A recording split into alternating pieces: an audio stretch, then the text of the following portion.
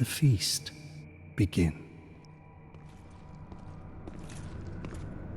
Oh, hello. How very fortunate. Have you seen my companion, Horace? To my shame, I was snared by a trap and we've become separated.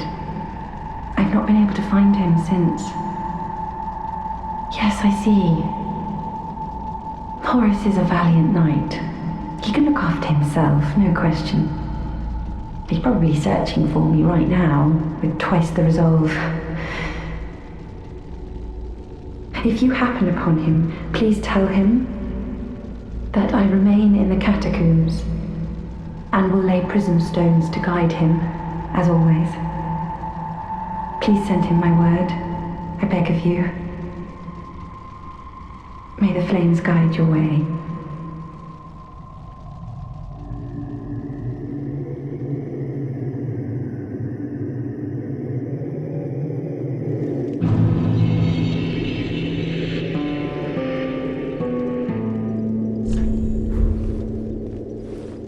Hello everyone, this is Aegon of Astora, and welcome back to Dark Souls 3 Let's Talk Lore.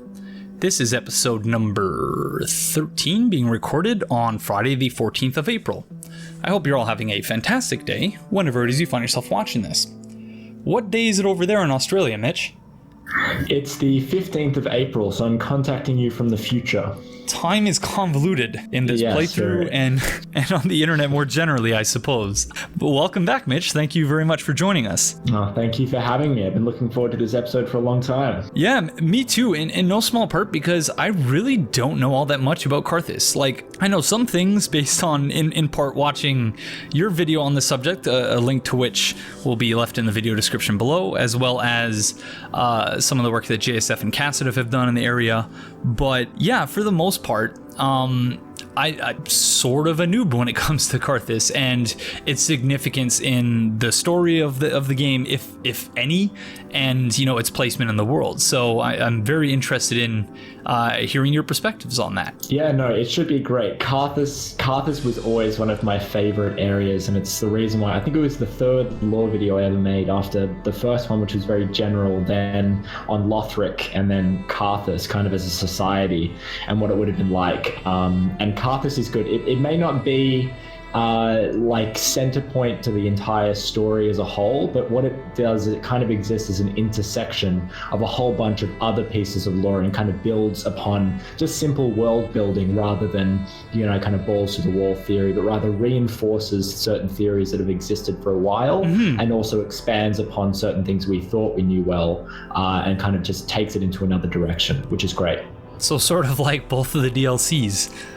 Yeah, you could say that. It's like no huge revelations, but just sort of accentuating many of the underlying themes of the main game. Yeah, I guess. But yeah, Carthus specifically, I would say you could almost think of it almost as as an appendix of sorts from what Tolkien put at the start of the Lord of the Rings book. Just simple world building, world fleshing, explaining why things are the certain way they are. Except Carthus this is almost like an aftershock of what's been happening.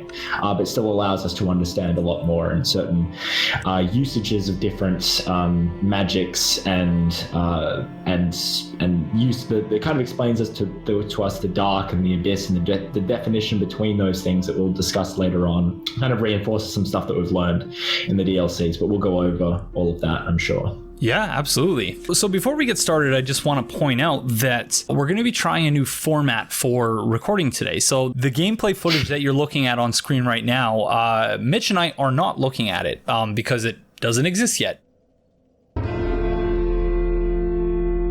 What I did was I went through the area before we recorded, I guess a week and a half ago, and sort of took screenshots of all the various steps along the way. And so what Mitch and I are going to be doing is basically cycling through a folder of how many screenshots do we have here? There are 161. Yeah. Nice. Because in response to your previous guest appearance and sort of just some of the issues with the guest appearances more generally, with me sort of trying to ensure that we stay on top of the gameplay footage, the pre-commentary gameplay footage that was there, thereby sort of having the gameplay footage dictate our conversation instead of the other way around. And so this new format that we're trying out is in direct response to that, and to some of the useful feedback that I was perhaps a little bit short in responding to, that of Rick's in particular. So if you're watching Rick's, I apologize for sort of snapping at you. I came back, Rick's. Don't worry. Yeah, well, I wasn't that slighted. I think the conversation between myself and any guests that I have on should be paramount, and that the gameplay footage should follow that instead of the other way around. And so that's why we're trying out this new format today. So I was like, God damn, how many more times is Aegon going to talk about this fucking crab? I swear to God. and there's the one little crab in this too that I sort of laughed when that happened, and I'm like, okay, it's probably a good thing that we're not doing the pre-com video thing, because I just feel like, oh my God, look, it's Carl, he's back. No, it'll be good. Okay, so before we head into the Catacombs of Carthus proper, we have an excerpt here from a comment that was left by Deso Penguin, I believe on the previous episode, who writes, looking forward to what you and Mitch make of the Catacombs of Bitterly Wasted Opportunity, scratch that, Carthus, as we explore the burial vaults of the Desert Kingdom we sadly didn't get to see. So I'm bringing this comment up right now because I figured it would be an interesting way of sort of framing our conversation in this episode, of keeping this question in mind as we go through the area of, is it appropriate or is it accurate to describe the Catacombs of Carthus as the Catacombs of Bitterly Wasted Opportunity or not? I feel like your perspective is probably a little bit closer to the negative side of that, like that it is to some degree, but that you find some interesting things in that. I'm kind of neutral just because I don't really know all that much, so I'm hoping that you can sway me in either direction by the end of this episode. Yeah, well, I think that's a great way to start it off, because maybe not in difficulty and gameplay, but perhaps in like lore and interest, is that Carthus could almost be compared to, in some ways, to Cainhurst from Bloodborne, in terms of like a really great and interesting concept that might have had to, as kind of development came to an end, might have had to be rushed a little bit, because there are elements of Carthus that I'm sure we'll run into that said, oh, well, that looks like that could have been cut content, or that could have expanded a little bit more, but maybe didn't because they ran out of time. And partly the reason is because, as Deso Penguin points out, is we didn't get to see this kingdom. This kingdom, Carthus, was huge. It was enormously expansive, as we'll discuss a bit later when we get to item descriptions and such.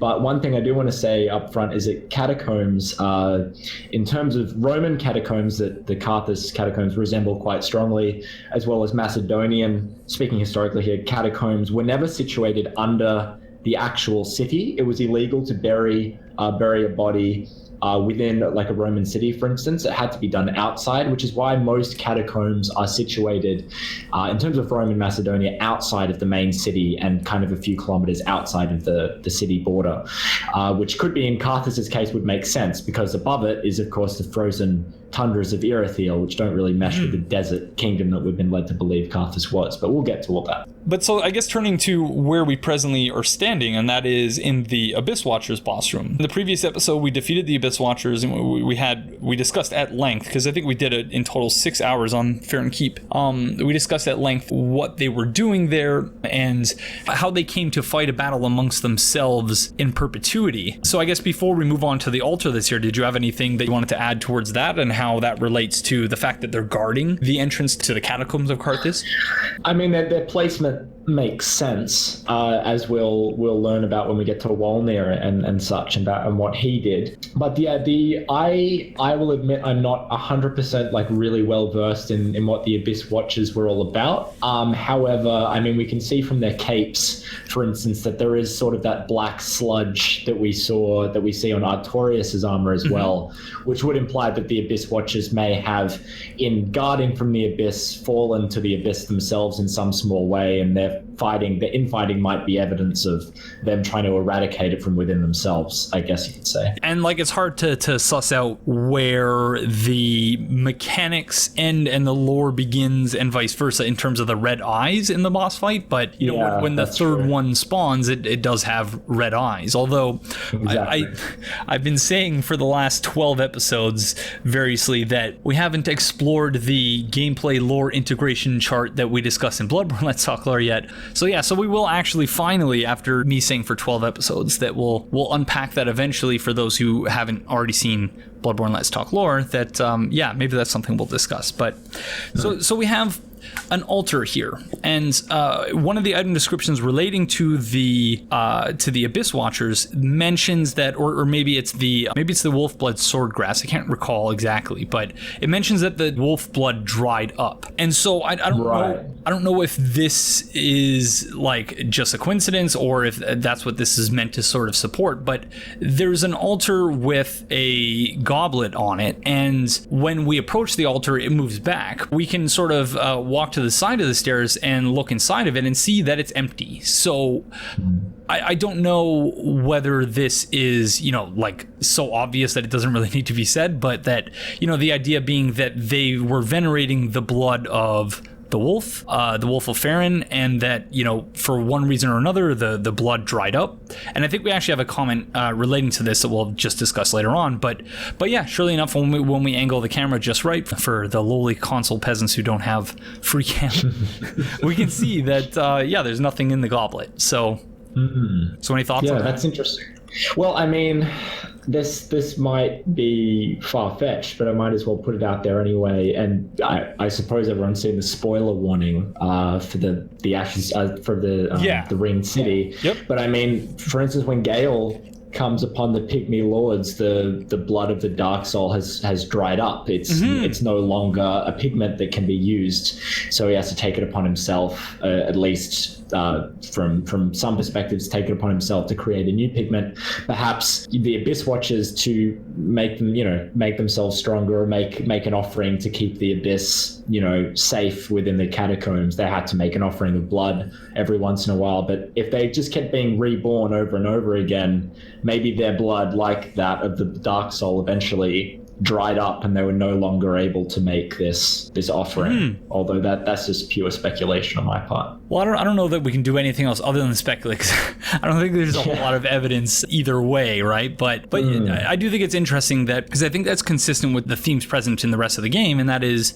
not only is the world in a disastrous state in a cosmological sense, but also that seems to be reflected in the physiology of the inhabitants of the world, such that the macrocosm of the cosmos is sort of mirrored in the microcosm of the physiology of some of these people, that all this blood is drying up, and not coincidentally, the world is very much ending. So and that's we have another comment dealing with that later, but sorry, go on.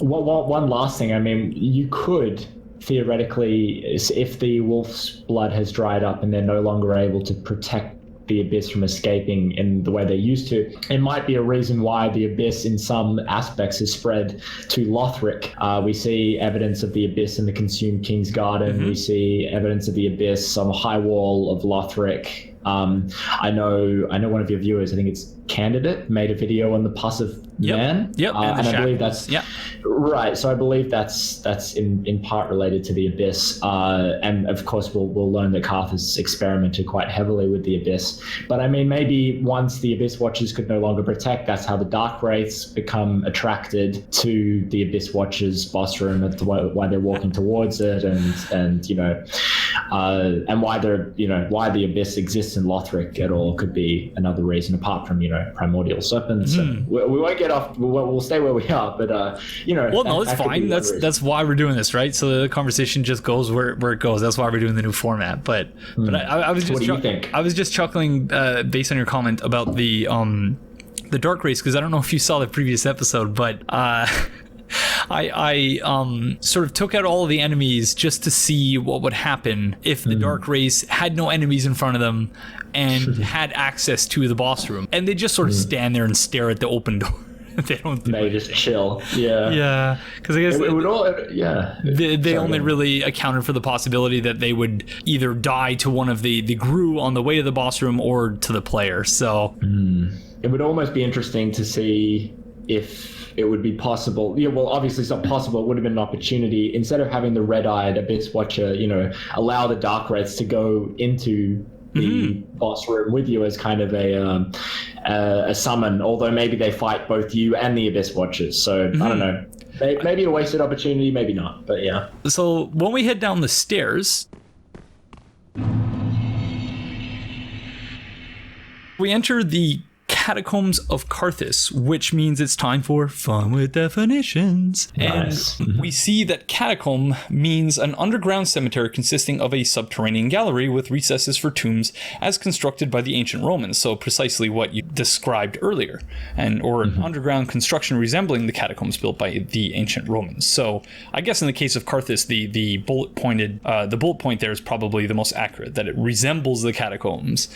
Yes, I would say so. Yes. And we also have a list of enemies for the area. There's not a whole lot of surprises here. There is one for me. So there's skeleton swordsmen. I'm assuming that they're the ones who use the Carthus curved sword and that have the red eyes. Yeah, and the jewel shotels, I guess you could put as the skeleton swordsman as well. Yeah, there's a lot of variety in terms of the skeleton swordsman, so it's interesting that they didn't sort of subdivide that name into different categories or whatever. But and then we have the Grave Warden skeleton, and I had assumed that the Grave Warden skeleton were the hilariously cute ones with the hats who run away from you. Yeah. But as best as I can tell, based on the description of the attacks for each of the enemies in the official guide, the Grave Warden skeleton appears to be the ones that throw the disembodied humanity bombs, for lack of a better way of putting it. Yeah, because for all the other ones, it doesn't actually have an elemental attack listed, but the Grave Warden skeletons are the ones who are throwing the pursuers at you, basically.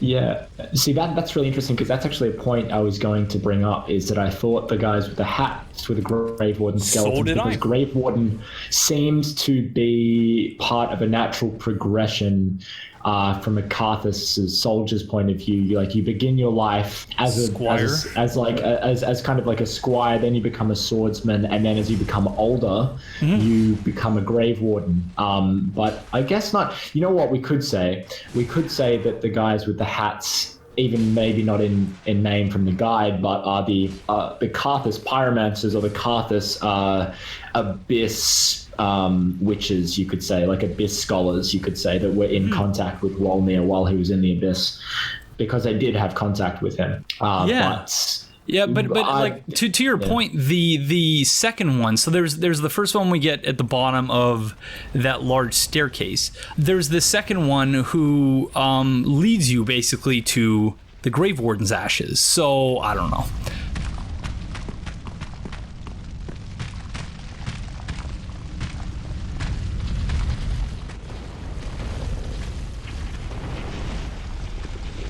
But at least according to the guide, because they're the only ones that have elemental attacks, those skeletons. And so it would seem that those are the Grave Wardens. But although, which kind of makes sense, but we'll talk more about the disembodied humanity stuff when we get there. And then we have Lesser Crab, even though there's really only just one, but we'll talk about that later as well. Hound Rat, Large Hound Rat, Writhing Rotten Flesh, Skeleton Wheel, which thankfully are nowhere near as imposing as they were in Dark Souls 1. They're just as weak as the ones from Dark Souls 2. And then we have High Lord Wolnir and Demon. So the last two are obviously a boss and mini boss. But after we take out our first skeleton here, who respawns comes back to life, revives himself, which is another thing that we'll need to talk about. After you kill him the first time, you have to kill him the second time. And then we pick up right away, the first item that we get is Carthus Rouge. The description for which reads, highly viscous scarlet plant secretions. Temporarily applies bleeding effect to right hand weapon. Associated with the warriors of Carthus, whose blades take on the scarlet hues of both this sanguine substance and the spatters of their victims' blood. And so if we turn to our next fun with definitions. So it's basically the color red. And then we also have viscous and sanguine. So viscous being having a thick sticky consistency between solid and liquid, having a high viscosity, and then sanguine, which is basically blood red. So right. So any thoughts on the Carthus Rouge? The Rouge is kind of interesting, and it's almost kind of comedic that they'd call it Rouge, because this kind of color would be all that would be spattered across the average Carthus swordsman's face after an encounter, I would imagine, because blood would be flying everywhere and coloring their face and everything like that. So in a way, it is a kind of cosmetic makeup, you could say, but we'll find as we continue that bleeding damage was a very important component to Carthus's tactics when it came to warfare, among with a couple of others that would make them very effective. But yeah, the bleeding, we'll learn that, maybe Carthus was a joke to poke fun at PvPers that hate the bleed dexterity builds, because that's literally all Carthus is. It's dexterity, it's fast attackers with bleeding corrosive weapons. Acid as well. And corrosive acid as well. Like no honor, basically. They just want to win. And fire, basically, and as fire, well. yeah. and abyss sorceries and abyss pyromancies and everything. So, So I would say it was this. Could have just been part of the average Carthus swordsman's arsenal as they went into battle, something to put on their weapons before an encounter. Whether they were mounted warriors or not is hard to confirm. That's something I'll talk a little bit about later. But yeah, I think we can say this might have been standard issue for the average Carthus swordsman. Mm-hmm. So if we turn to our right, we see there's a very long sort of bridge, and coming towards us is our first Carthus swordsman, who has red eyes and who, when they roll, they disappear momentarily. And the reason for that is obviously that they're using the Carthus milk ring, which we'll discuss a little bit later on. But yeah, any thoughts on the Carthus swordsman? Like, I guess right off the bat, they show you sort of the two primary enemy types that you'll be fighting in this area. One being just a normal skeleton, and then the other one being a swordsman. Right. So yeah, they the appearance and how the Carthus swordsmen are designed is obviously very interesting. I think from certain inferences we can make with the clothing, the weaponry, the description of Carthus, we can pretty much say it was not unlike a desert kingdom of sorts. Maybe like North African in terms of inspiration. A quick note on the name Carthus, which I just talked about in my video, is it might have come from Carthage as inspiration. As we know, Miyazaki's a big nerd when it comes to naming things. And I won't get too much. You also made a very interesting observation in that video about the mercenary starting class, right? Yes. So Carthage as a city was mostly reliant on mercenary armies rather than raising an army from within their own borders. A lot of the population within their own borders was not really equipped to fight. They weren't trained to fight. So they relied on a lot of North African mercenaries. And if we look at the mercenary set, they have the garb that's used looks very fitting for, traversing a desert, I would say, in terms of the head wrap and light, but not too light, the scimitars and so on and so forth. And we'll talk about the shotels later, which are very interesting. But so I would say, and then we look at the Carthage swordsman himself, and he is again wrapped in this curious kind of garb that might be best suited to a desert environment. They've got the shields, which are shaped similar to North African artifact shields that have been discovered, and the scimitar is very emblematic of that sort of environment. So yeah, I mean, that's what I've got initially, just on the basis of the appearance, as well as the red eyes could be in the abyss in terms of how it's influenced and gone through Carthus as a society. But this will all come later in terms of that. So what were your thoughts? I wanted to bring that point up because, I just thought that was, especially for your third lore video, that was a really apt explanation. The starting classes are not something that I often, because like in the earlier Souls games, I made a lot, and like I'm pretty sure all my build slots in Dark Souls 3 are full as well, but because 90% of the time I'm playing Dark Souls 3 these days is because I'm recording footage or preparing to record footage, or record intros, stuff like that. So I don't spend a lot of time creating new classes, and so I'm always intrigued when people are able to bring that to bear on something that's so completely unrelated. But I think that line of reasoning is very apt. One thing I will point out is that per the translation spreadsheet that Yosoho has kindly provided us, Carthus, it translates to Casus, Kasus. I don't know if that means anything. I looked up, I forgot that I closed my web browser, but yeah, I looked up what that's supposed to mean, and it's a newer version of the word Casus, which I think means sudden, like something happening suddenly. So again, I don't know if that means anything, and I'm not sure about, it's like part of the trouble with the sort of made up names in the Souls games is that like sometimes it can be very hard to sort of draw parallels to the real world just because of that. But I think based on sort of all the supporting evidence around the things that you've just pointed out, that I think that's really apt, the Carthage connection. So I'll see if I can in the video sort of put some images on the screen showing Carthage and stuff like that. So yeah, the only thing that I think I can find on Casus or Casus or whatever is that it comes from the Latin casus from cado, which means I fall, as in like I fall down. So look, that could be nothing. That could just be a translation thing. But I mean, you could take it either way, really. I'd love to hear what your viewers have to say about that. I'm sure there's somebody out there with a more expansive theory. Well, especially because we're not in Carthus, right? So, it would seem to follow from that, based on everything else that we see in the game, that Carthus is probably fallen. So, yes. But we'll definitely talk more about that when we get to Wolnir. So right now we have two paths before us, having finally dealt with our first Carthus swordsman. We can go straight ahead, or there's a little drop off to the left. So let's drop off there, and we enter into the room in front of us, and we immediately come across the Carthus Pyromancy Tome, the description for which reads, "A pyromancy tome from Carthus containing pyromancies crafted for battle. Give to the old master pyromancer to learn advanced pyromancies of the Great Swamp. Carthus pyromancies developed in isolation from other forms.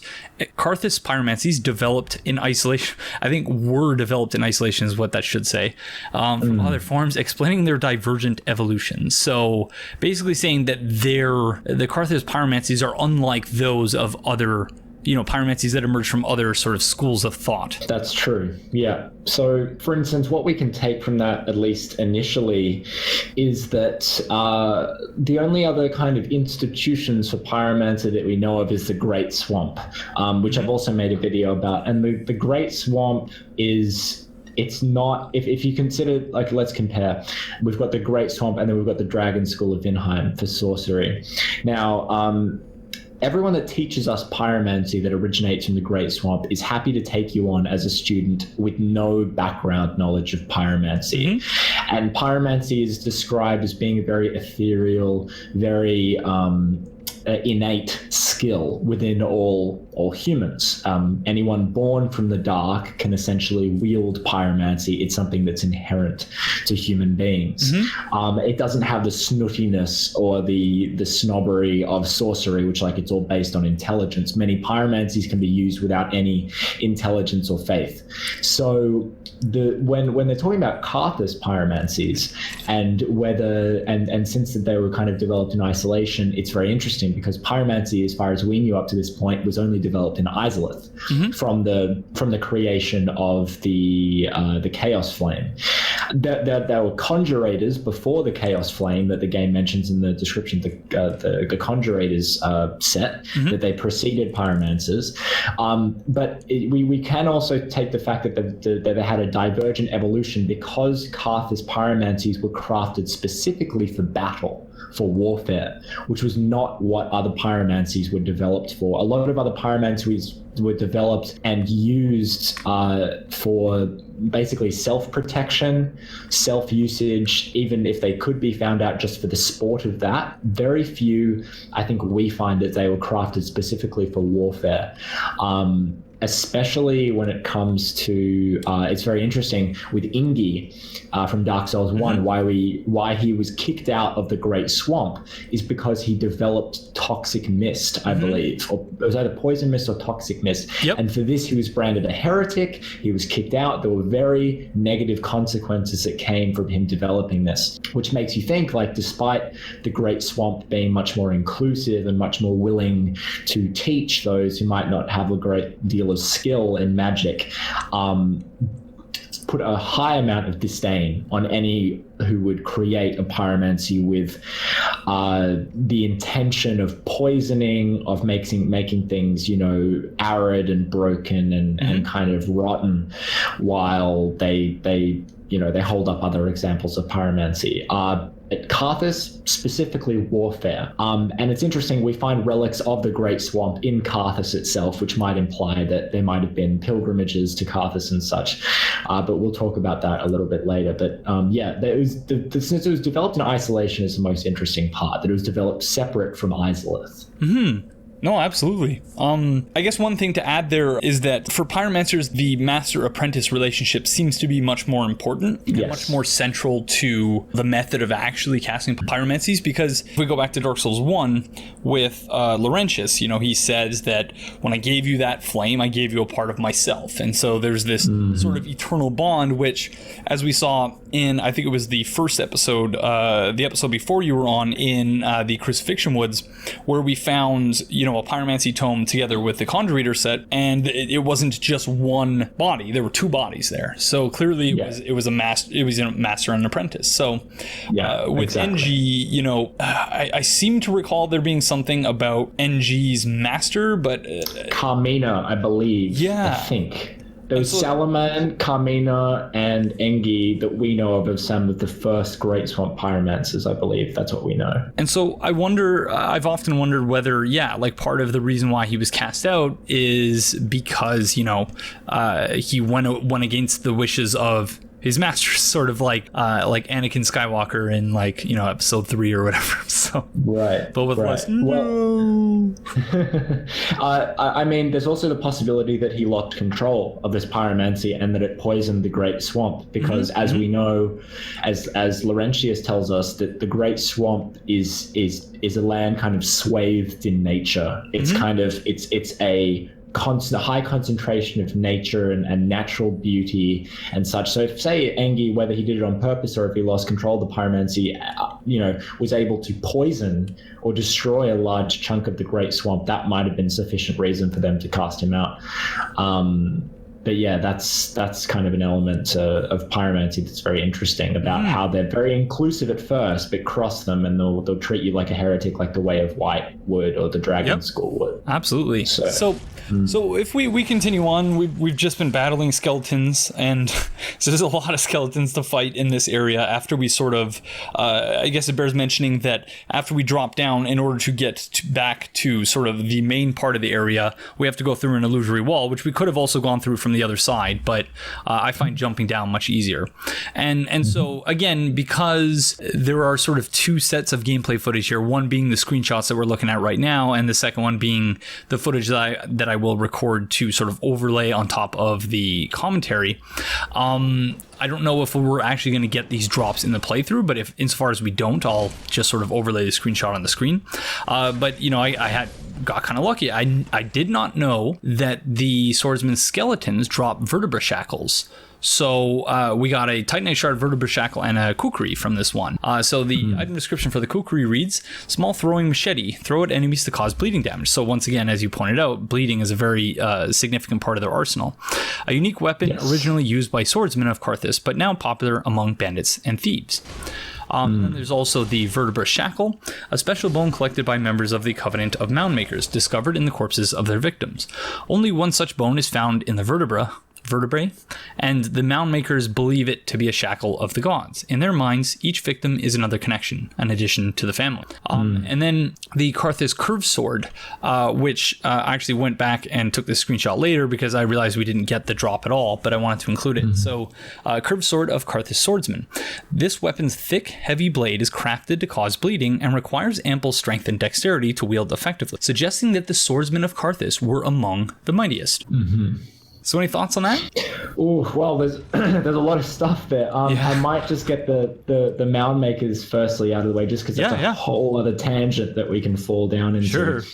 I've made a video on the mound makers as well, but in terms of them and finding a vertebrae shackle in the catacombs of the skeletons, makes sense. It makes sense, but lore-wise. Yeah, well, the thing is with the vertebrae shackles is, since they're mad, and it says this is what the mound makers see in the vertebrae, is that, and this is something I brought up because the vertebrae, is the mound maker's item, I forget what it's called, the one that actually gives you the ability to become a mound maker, has this symbol of these two kind of figures, you could say. It's like kind of like an ink blot test in a way. Okay, interesting.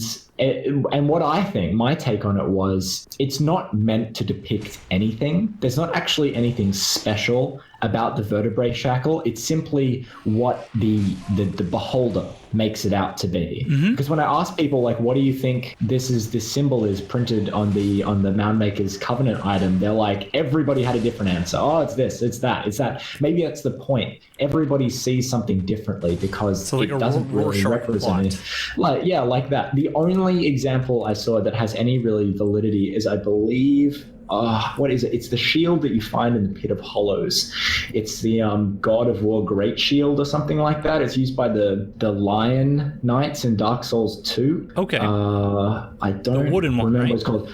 The wooden one. Yeah, I know which one you're talking about. Yeah. Yeah, the symbol that's printed on that is pretty much the only example that looks anything like the vertebrae item that you get. So yeah, I'm looking at it now, and I see very much what you mean about the Rorschach blot thing. Because it could be any number of things based on how you look at it. So that's very, very interesting. Yeah. So I mean, there's not a whole lot you can say. It's just like, look, Hodrick is a crazy guy. The mound makers are insane. They're seeing things there that shouldn't be there. They see enemies where they see friends. They see friends where they see enemies.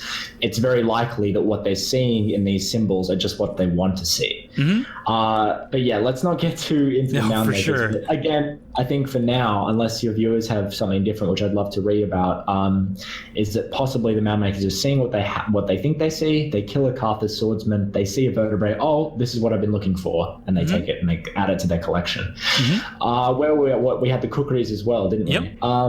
The kookeries are interesting. Firstly, you can acquire them to buy them by handing in the Grave Warden's ashes to the Handmaiden, which I think implies that the Grave Warden's actually, it says in the description of the Grave Warden's ashes that the old man began as a squire, so this is what we were talking about before, the progression of a swordsman, carrying his master's accoutrements. He ended his days a grave warden and carried them still. So it seems that grave wardens and squires are both used as kind of an auxiliary force to the main bulk of the Carthus military, used to carry things like kookeries, like rouge, like pellets. So that's kind of interesting to keep them supplied, because in medieval times, knights normally had 2 or 3 squires, one to carry their armaments, one to carry their armor, one to put it all on and also lead the horse as well. So it would make sense for Carthus swordsmen to be assisted by other old men who are too old to fight and young squires who are too young to fight. So I mean, and it's interesting that they now become used by bandits and thieves, because we can say in one instance the catacombs have become perhaps a place rife for looting. Perhaps they've become, like a tomb to raid, or alternatively, those who escaped Carthus, who were still warriors, became mercenaries, as we see possibly with one of the Sardin classes, and they would, traverse the lands using the armaments that they had from back home. That would make sense as well. But yeah, that it could be either way. Although the catacombs have been, so it's possibly they haven't been burgled at all or anything like that.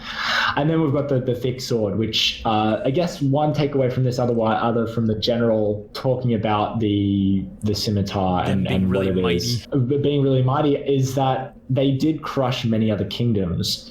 And since that they were among the mightiest, another kingdom that we know as also was very mighty and very warfaring was Ferosa.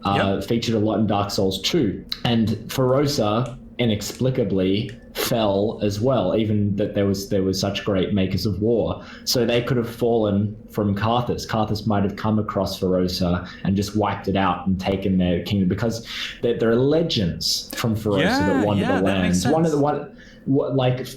think it's Shieldless Lothian. Shieldless Lothian, Is he carries Artorius's greatsword, which has been an artifact that's been passed down through the generations in his family, right? And then there's I forget the other names. There was a commander who used to own the Dragon Slayer Crescent axe, which then fell into the possession of Creighton of Mirror. And then they have the North Warders and everything. But Ferosa has a very powerful military, and yet they fell and scattered like nomads and thieves. So, Ferosa might have fallen to Carthus's hand. But yeah, that's kind of all I have to say about that. What do you have, Aegon?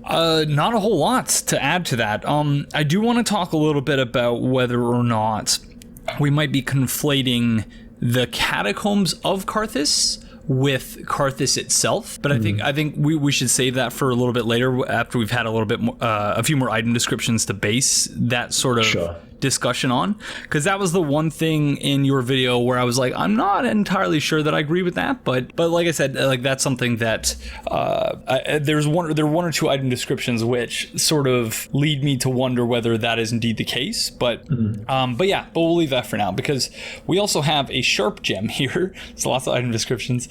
A gem of infused titanite forged the unique curved swords of Carthus, used in infusion to create sharp weapons. A swordsman can appreciate a sharp weapon, for they scale effectively with dexterity. So not a whole lot here other than the fact that it specifies that the curved swords of Carthus were unique. So again, just sort of pointing to the feudal nature of Carthus as a society. And that's something that very much comes through in Wolnir, which again we'll discuss a little bit later. Yeah, no, I agree. The only thing I'd add to that, for instance, we know now, for instance, that forging of weapons is very important to understanding the nature of the weapon itself. As we've learned from the Ringed City, you have weapons that are forged from the abyss, and a smidgen of humanity becomes present in that weapon. A smidgen of humanity could be emotion, could be a feeling, could be memory. And this is seen in a multitude of weapons that implies that they were forged in the abyss. Like the Dragon Slayer armor, being an empty husk of armor, still remembers its sporting hunts. How does it do that if it's just a hunk of armor, unless it was forged in the abyss? We have the Executioner's Greatsword, carried by Gale, remembers its executioner's duty. How does a sword do that unless it has a smidgen of humanity within? That's an excellent point. That is an excellent point. Wow, I've never even considered that. Yeah, that's something I bring up in the Gale video. He was a slave knight. His armor was not forged in the abyss like that of the Ringed Knights. However, his weapon may have been forged in the abyss, leading to it having a memory of its own. But I haven't looked through all the item descriptions of weapons to see which ones have aspects of memory or emotion or something like that, and which ones don't. But there is a distinction between the two. So yeah, in terms of the sharp gem, it shows that they were forged probably conventionally with titanite given, but forged conventionally, not within the abyss or anything like that, at least for now. So yeah, well said. So when we continue on, we will have made our way up a ladder and back up to, or actually I think we're above where the bridge was, where there would have been a skeleton shooting bow at us, or shooting arrows at us, but we take them out. And then if we just sort of proceed after taking out several additional skeletons, we find another Carthus swordsman sort of just standing there staring at an item. And so if we do a plunging attack, then I don't think the item was actually anything of significance because I didn't take a screenshot of it. I think it might have just been Titanite shards or large Titanite shards. Titanite shard or something like that. Yeah, I think it is.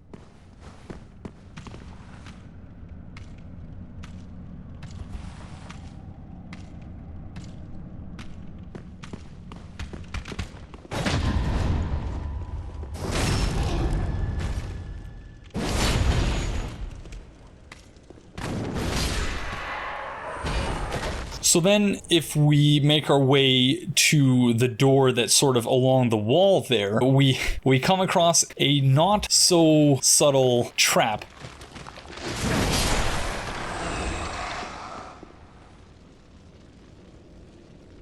And then after we take them out, we walk a little bit further down and we find Anri of Astora. Oh, hello. How very fortunate. Have you seen my companion, Horace?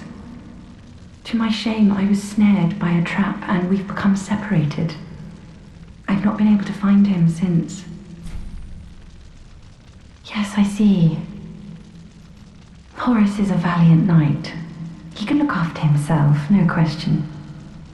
He's probably searching for me right now, with twice the resolve.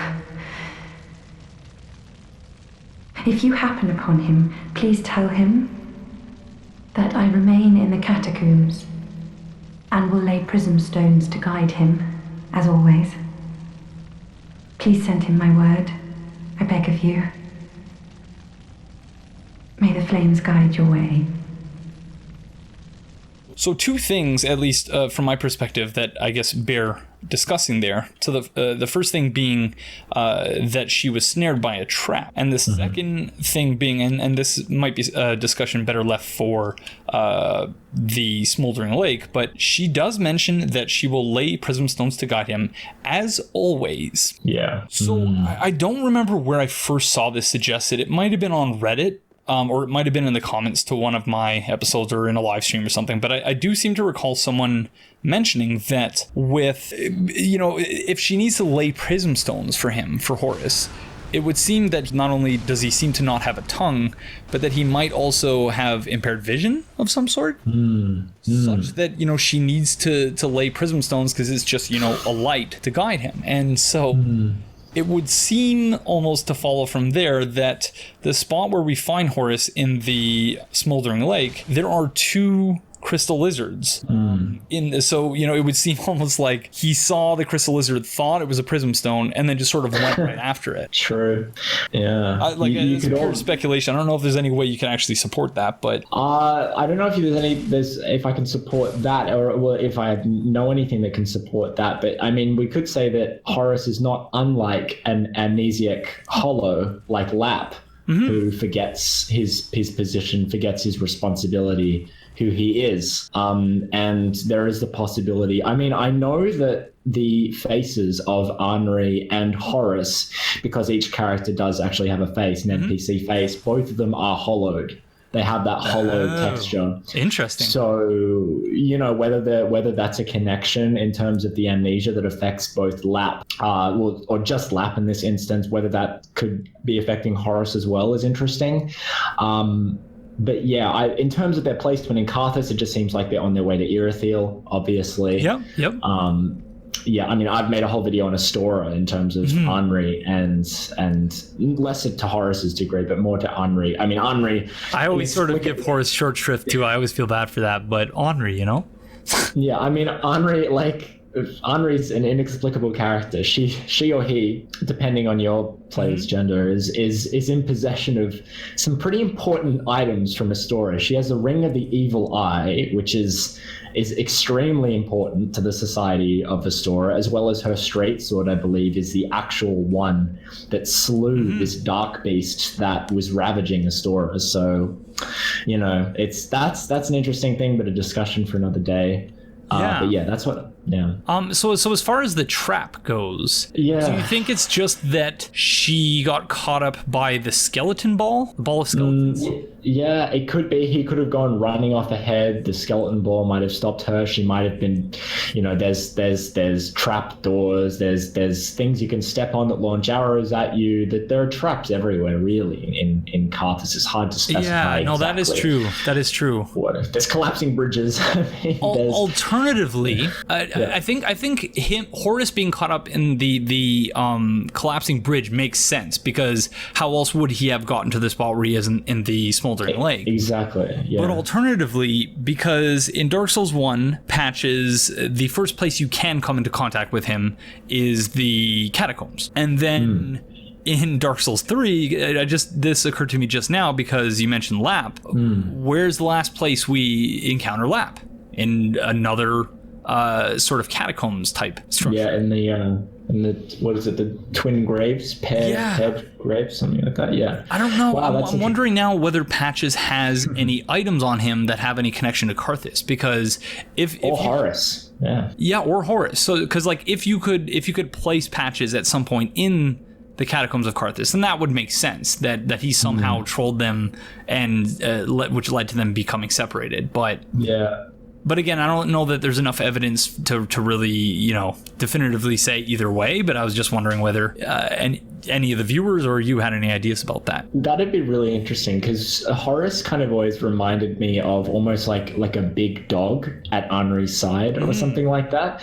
And you distract Horace for a moment, or Anri is going to looking at something else, and like, I don't know, you could say Patches comes up to Horace, points down into a hole, and then kicks him in. Yeah. You know, it would be interesting. But I mean, look, in terms of Astora is a land that is majority religion is the way of white, and of which Patches is not a fan of.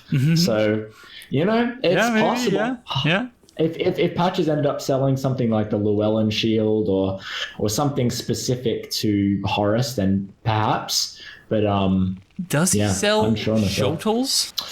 I don't know. What's the actual weapon that he has? Like, what does he actually wield? It's a spear, isn't it? I don't know which kind, but yeah. But I want to say that he sells shotels. I'm just checking anything that. I'm just having he does sell a shotel. So that's interesting. Single one. I guess yeah. Sorry, you're not looking at the game. Although these are not a Carthus shotel. They're different. Distinct. These are Lord Trex shotels. Yeah. So that would seem to just be sort of a reference to Dark Souls 1. Yeah. Okay. But anyways, moving on. So if we go back to the room from whence we came, and then we start trying to descend the stairs, a giant ball, literally a giant ball of skeletons, comes down after us, and I managed to capture a very cool looking screenshot, and I'm going to try and do some slow motion capture on the screen now.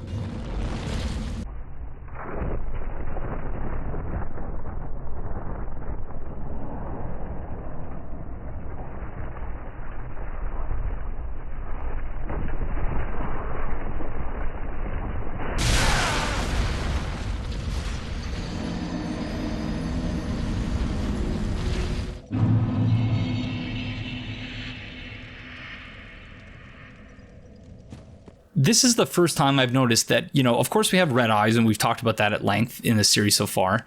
We have blue eyes when it comes to, you know, many of the Irithyll hostiles. And here we have yellow eyes but I think they're specific to this particular enemy, which isn't even listed in the guide. So I don't know, like it's just a mass of skeletons. So any thoughts on that?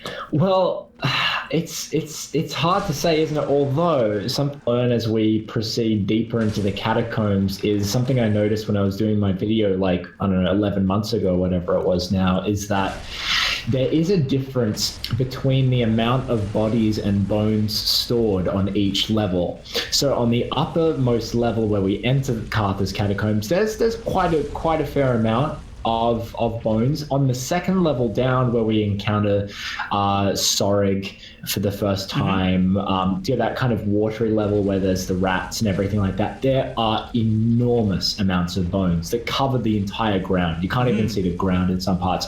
Aren't they closer to corpses than, like, that they're not full? Yes, exactly. There's one hallway which two Carthus where the rats and the bone wheels are, right? That one as well. Yep. So there's that one which are just bones, and then then there's one slightly further down, which are more bodies, kind of akin to the ones we find in New Londo in Dark Souls 1 when we drain the water.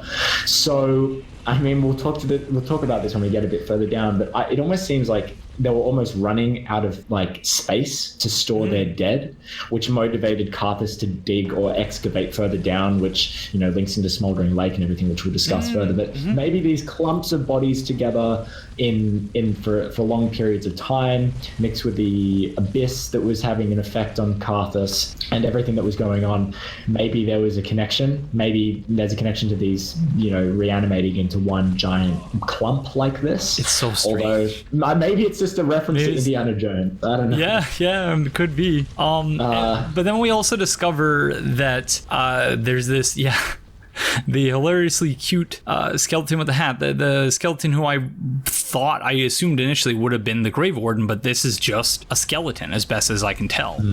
Doesn't have a weapon, but does have a fancy hat. If you attack it and you don't kill it, it will run away into the rest of the enemies, into the Grave Wardens proper and the swordsman. So I guess the most likely explanation is that, this is a former necromancer, maybe? Yeah, like it's again, it's one of those two possibilities. It's a Grave Warden, but it hasn't been listed correctly. Again, I don't want to say that because it's kind of a hard thing to prove. Or it is what the Carthus pyromancers / necromancers might have looked like, the ones that were in contact with Wolnir after he entered the Abyss, because there was a parlay that could take place between them. That's how they got a hold of abyssal pyromancies, is because of this connection that they had. Because we'll get to this later, but I mean the pyromancy, the tome of pyromancies that come from the Abyss, they talk about pyromancies that were discovered after Wolnir fell to the Abyss. But yeah, in terms of the identity of this, I would say it's either of those. Yeah, it's so strange. But after we kill that skeleton, the ball of skeletons just sort of hits the wall, and sort of many of the bones just sort of disintegrate for some reason, and it drops undead bone shards. So undead bones that yet burn, casted into the shrine bonfire to boost the recovery provided by the Estus flask. The bonfire cinders are the bones of undead, and a bone that still burns is a fresh cinder indeed. Before feeding upon death, one must first pray to it. So this, I think, speaks to one of the assertions that you made in your Carthus video, where you suggested that the reason why the skeletons rise once, I don't think that all of them do this, but many of them do. Like the swordsman definitely, the first skeleton we come into contact in the area definitely. I don't know the rhyme or reason to it, but you suggested that maybe this is some sort of residual impact of the fact that these are the skeletons of undead. So, I don't know. It's curious. The only thing, thinking back now, something I hadn't thought of back then, but since have, is that the only beings that I think, or like one of the few beings that we see in the series that do have white eyes, are the humanity sprites. And for instance, if you think about Dark Souls 1, your humanity is kindled, you're human, you have humanity, and think about the humanity sprites with the white eyes. You die in either Dark Souls 1 or you kill a white-eyed skeleton in the Catacombs of Carthus. They lose that whiteness in their eyes, or the humanity, just like you would in Dark Souls 1. And the second time they die, maybe they're hollowed, maybe they die for real. That's one look. That's one kind of, inference you could make with the eyes being white. Like, just because a humanity sprite has white eyes, but, I'd be definitely up for someone countering that, because there's not a whole lot of proof for it. One more connection that you could make to the undead curse, tentatively, I might add, is that there are, further into the catacombs, artifacts of Drang Lake. There's Vendrick's Shield of Want. There's the Dragon Rider bow. And something that Vendrick was doing was he was employing mercenaries and armies from all around to help him stave off the undead curse, if I'm correct. So, I don't know, could that have been a link to the undead curse and that reference that they're trying to make there? Yeah, maybe. Not 100% sure, but that is a connection to Dark Souls 2, in which there's a lot of concern about the undead curse. But the real interest that we'll get to with Carthus is really when it comes to the Abyss. That's the most interesting part of it. But we'll get to that a little bit later. Well, and we're seeing a little bit of it here, and we'll talk about this more in a couple of minutes when we get a certain item description. But it is very interesting that the Grave Wardens, they throw these sort of firebomb-esque objects, and I've never actually tried to get a closer look at it. I'm saying this largely so that I have a cue while I'm editing to be like, oh yeah, you need to get footage of that. So.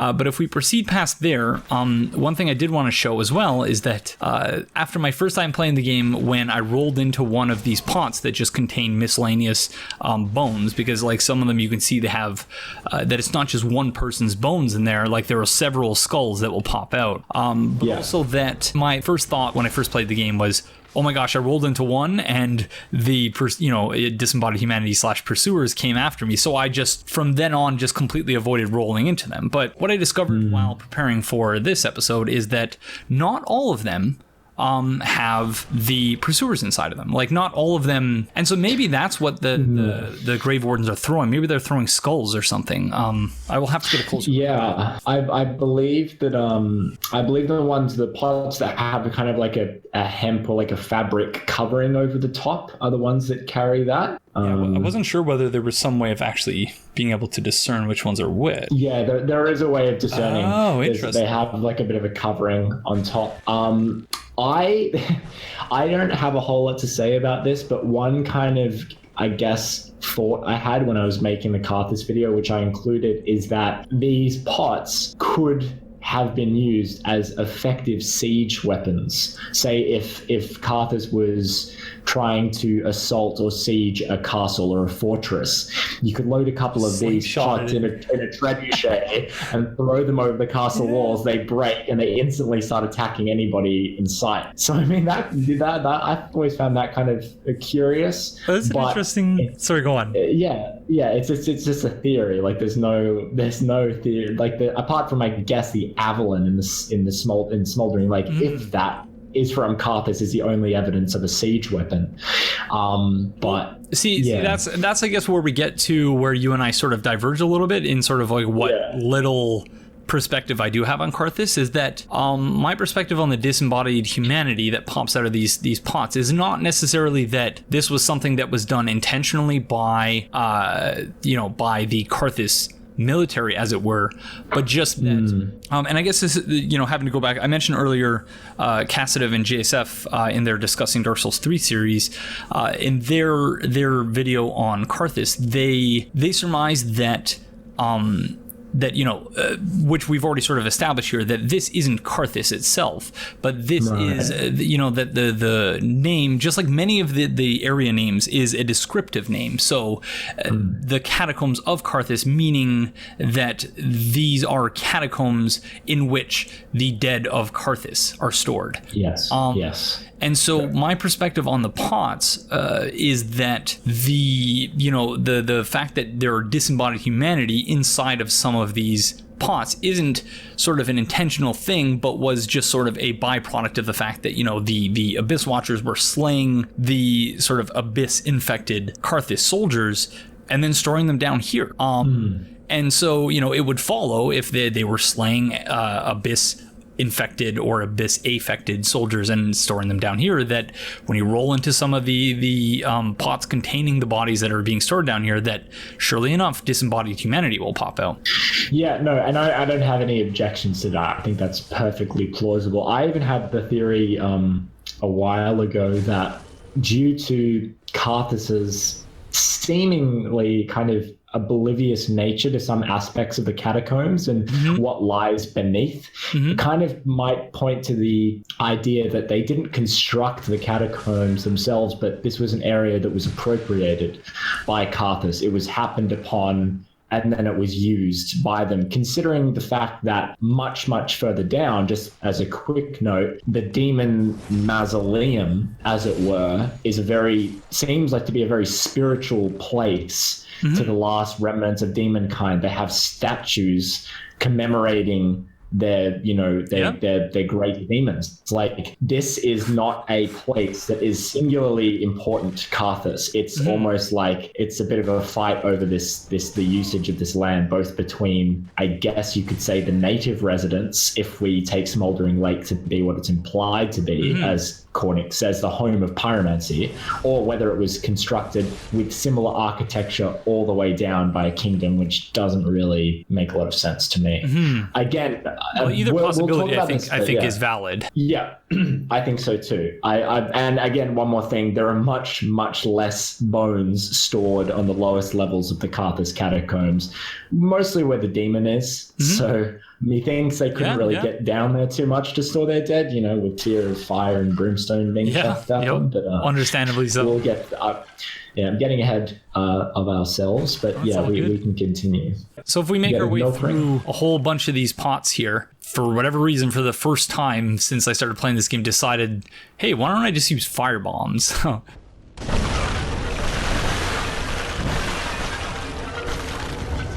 And then we pick up the Carthus Milk Ring, the description for which reads, ring worn by warriors of the Sand Kingdom, Carthus. Slightly boosts dexterity and obscures the wearer while rolling. The sword technique of Carthus allowed for fluid movement with a curved sword. Masters of the technique are said to dazzle their opponents by moving as weightlessly as a grain of sand. They live for their High Lord Wolnir, conqueror of most kingdoms known to their people. And I guess true to sort of the implied real-world parallels, we see that the sort of jewel on this ring is a pyramid. So I guess we could wait to explore the relationship between the milk ring and the blood ring until we get to that. But that is something that I wanted to ask you about, because I do seem to recall there being some sort of connection between the two in terms of, like a real world parallel or, a context for understanding that, but I can't recall what the heck that was. Yeah, it's really interesting because it's almost like a quickening effect that they get as they move around. I'm trying to think, and I'm sure your viewers can correct me whether there's Simpleton ring from Dark Souls 2 as well. Is that the same effect? Is that what it has? Yes, I think that one gave you an increase to adaptability, but it definitely had the invisibility rolling effect. Yeah, that much I know for sure. Okay, well, I do have one thing to add with this one. It's to do with the actual gem which is used, and it's particularly because the closest resemblance that I could find to any gem that exists, because there's barely any kind of milk-colored gems in the world that match that certain hue that it has. The closest that we have is Mother of Pearl, which has this kind of off-white sheen to it. And the kind of history that I've got with it is that Mother of Pearl has been used for thousands of years. It was used by the ancient Egyptians and Sumerians originally, and it was used as inlay work,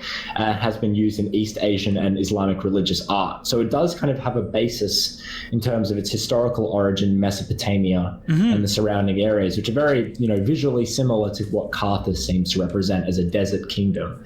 So that makes sense for that. In terms of why it actually causes what it causes, I wouldn't be 100% sure, but in terms of understanding the society more from the ring, again, we get a confirmation that it's a sand kingdom, mostly located close to or near a desert, and that the people live for their High Lord Wolnir, conqueror of most kingdoms known to their people. So we can basically probably assume from that in one hand, Wolnir was incredibly revered among the population, but was probably also known as a cruel or malevolent ruler just because of the fact that he's known to send many to their deaths just so he can outlive them. So he was regarded with sort of fear and reverence. Fear and reverence, like he was a great conqueror, but on the same token, you don't want to get on his bad side. And in terms of those kingdoms known to their people, that's anybody's guess. There are so many fallen kingdoms referenced throughout. There's Boulder, there's Astora, there's Mira, Drang Lake, Ferosa. There's a ton. But could also perhaps suggest that there was some sort of like that they were conscripting soldiers from the conquered kingdoms as well. So that's true. Maybe like, and I might be mixing up my historical references here, but like Xerxes. Yeah, you could go Xerxes, or you could even go the Mongolians under Genghis Khan. I believe had a policy like join us or die. Like you can join us or you can die. So they were forming a coalition again, like that inspires fear and devotion at once. However contradictory those things might be. Yeah, well, we do know that Wolnir was definitely receptive to expertise and advice from people outside of his own kingdom, which we'll get to. The mysterious, one of my favorite bits about Carthus, the mysterious Eastern guest, which we'll get to a little bit later. But yeah, that's a great little piece, but we'll get to that later. So just reiterate for the viewers, if you've not already checked out Mitch's channel, like please make sure to do so, just because he's got a lot of really, really excellent and insightful and unique lore videos that he puts a lot of work into. So thank you. Well, no need to thank me, you deserve it, man. But so we proceed. We find one thing I did want to show off was obviously that there are traps here, and in contrast to I think the vast majority of traps, I guess these are more or less the same as the pressure plate traps in the Chalice dungeons in Bloodborne. In that, because I'm pretty sure that they were almost exactly the same in that they were fire arrows of sort. Yes. But whereas, in like Dark Souls 1, they were just normal arrows, say in Sen's Fortress, but not sure if that means anything. The real lore question is, how did the arrows get lit? Yeah, that's how, like, well, that's there's not even some like a pretty question, complex mechanisms that don't there's really. Like a little lighter. I guess you would also have to ask who is keeping all of these candles lit all the time. And you would also have to you would have to ask that for pretty much every area, because in pretty much every area there were candles that with a seemingly infinite supply of wick and wax. But if I ever meet Miyazaki in a bar, the first question I'm going to ask him is like, how do the candles in the Catacombs of Carthus stay lit all the time? He's going to be like, that's what you got to ask me. Well, one question. In Firelink it makes sense, because if you look at Demon Souls and the Maiden in Black, she was clearly the one who was keeping the candles lit in the Nexus.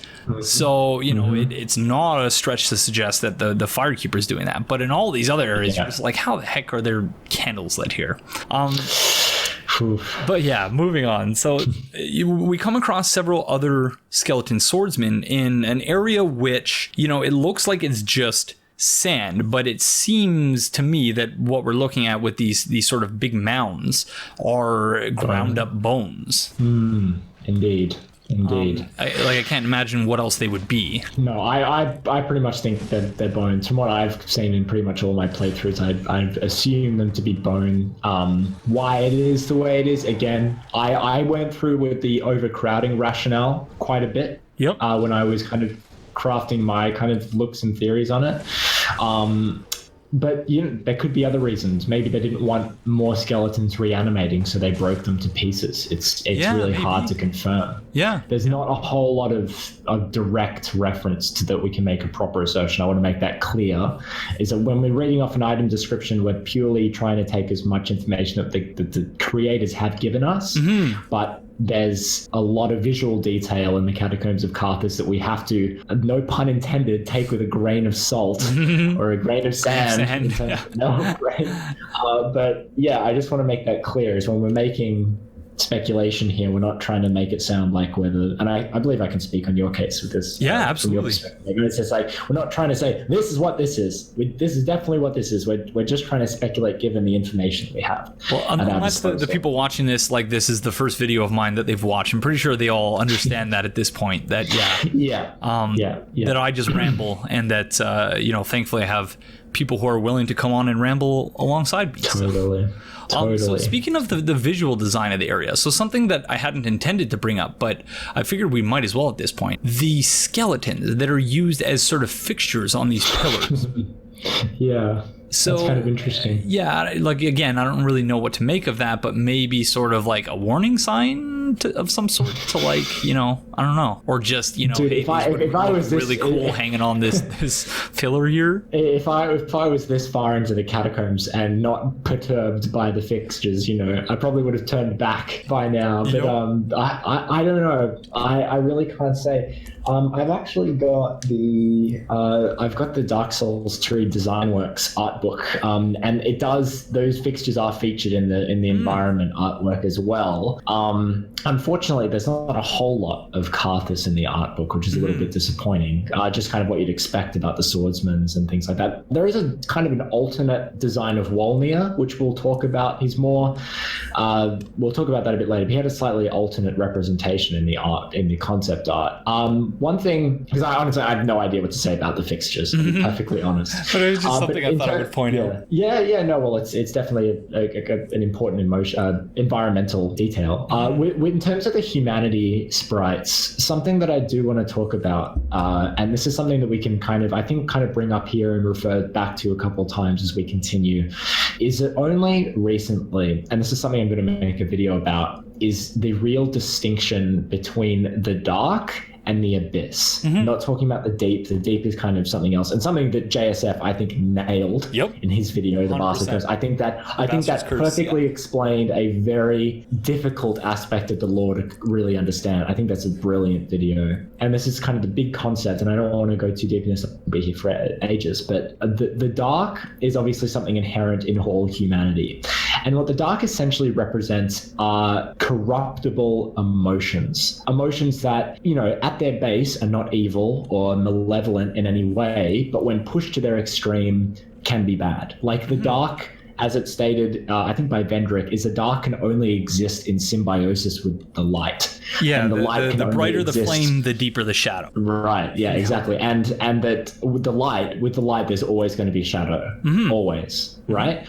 So with the dark, you can basically equate that down to want. You can equate that to love. You can equate that down to ambition. Like, none of these things are inherently bad, but when pushed to their extremes, can be bad. Now, the one thing I want to talk about really quickly is Black Flame, which is an abyss pyromancy that Wolnir discovered, has a description, and I'm sure we'll talk about this later, but I'll just introduce it now, is that in one part of the description it says, black flames from the abyss bear no shadow. So the abyss is, while total light as a concept doesn't exist within the pantheon of Dark Souls, absolute darkness does exist. The abyss is darkness without shadow. There is no symbiosis with light. It is a plane that darkness can exist on, in which it doesn't have to depend on light. So when affinity or pursuers, I think, are described, I think in Dark Souls 1, it talks about the pursuers rushing towards something with a feeling like love, but how love can go wanting, or longing, or something like that. So when you look at these sorts of pursuers that are purple, so they're tainted with the abyss, like the abyss is kind of represented in a way by the color purple, as well as the red eyes, but slightly with the color purple as well. Like that comes into effect with the abyssal kind of swamp within the Ringed City. I believe they talk about the abyss runneth deep and everything, as if it's like a swell.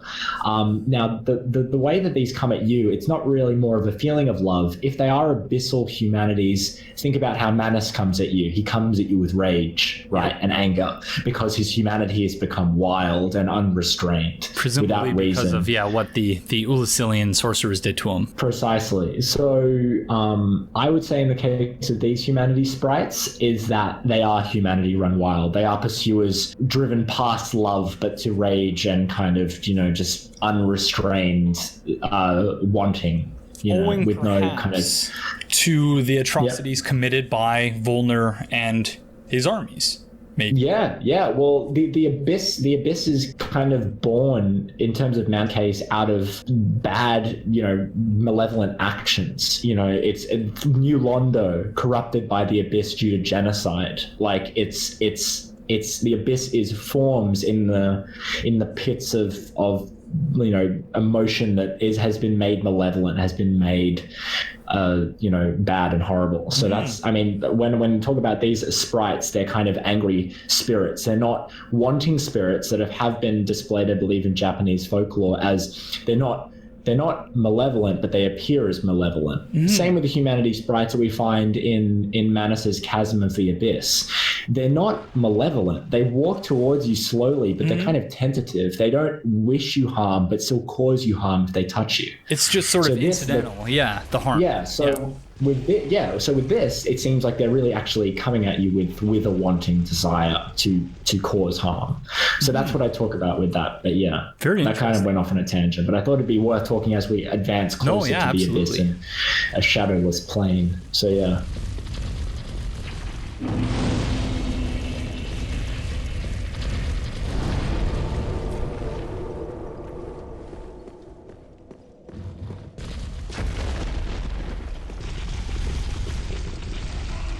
Okay, we've just reached the bonfire, and we find yet another skeleton ball here, but we won't be able to deal with that for at least a little bit. But if we go down the stairs, we go past the skeleton ball, and then if we turn to the right, we see a bunch of hound rats and a large hound rat. And the large hound rat seems to be feeding on something, but they have pretty wide aggro ranges, and you kill them. And then when we look around, we see, as you alluded to earlier, and I think that's a really good parallel that I never actually drew myself, that these bodies look a heck of a lot like those that we find, especially in the area between the Valley of Drakes and New Londo after New Londo is drained. Just similar in a way to the skeleton ball in that there are so many bodies like in such a small space that they are just sort of, it's hard to set one body apart from the other, but you can see several of them sort of reaching up as though they're drowning.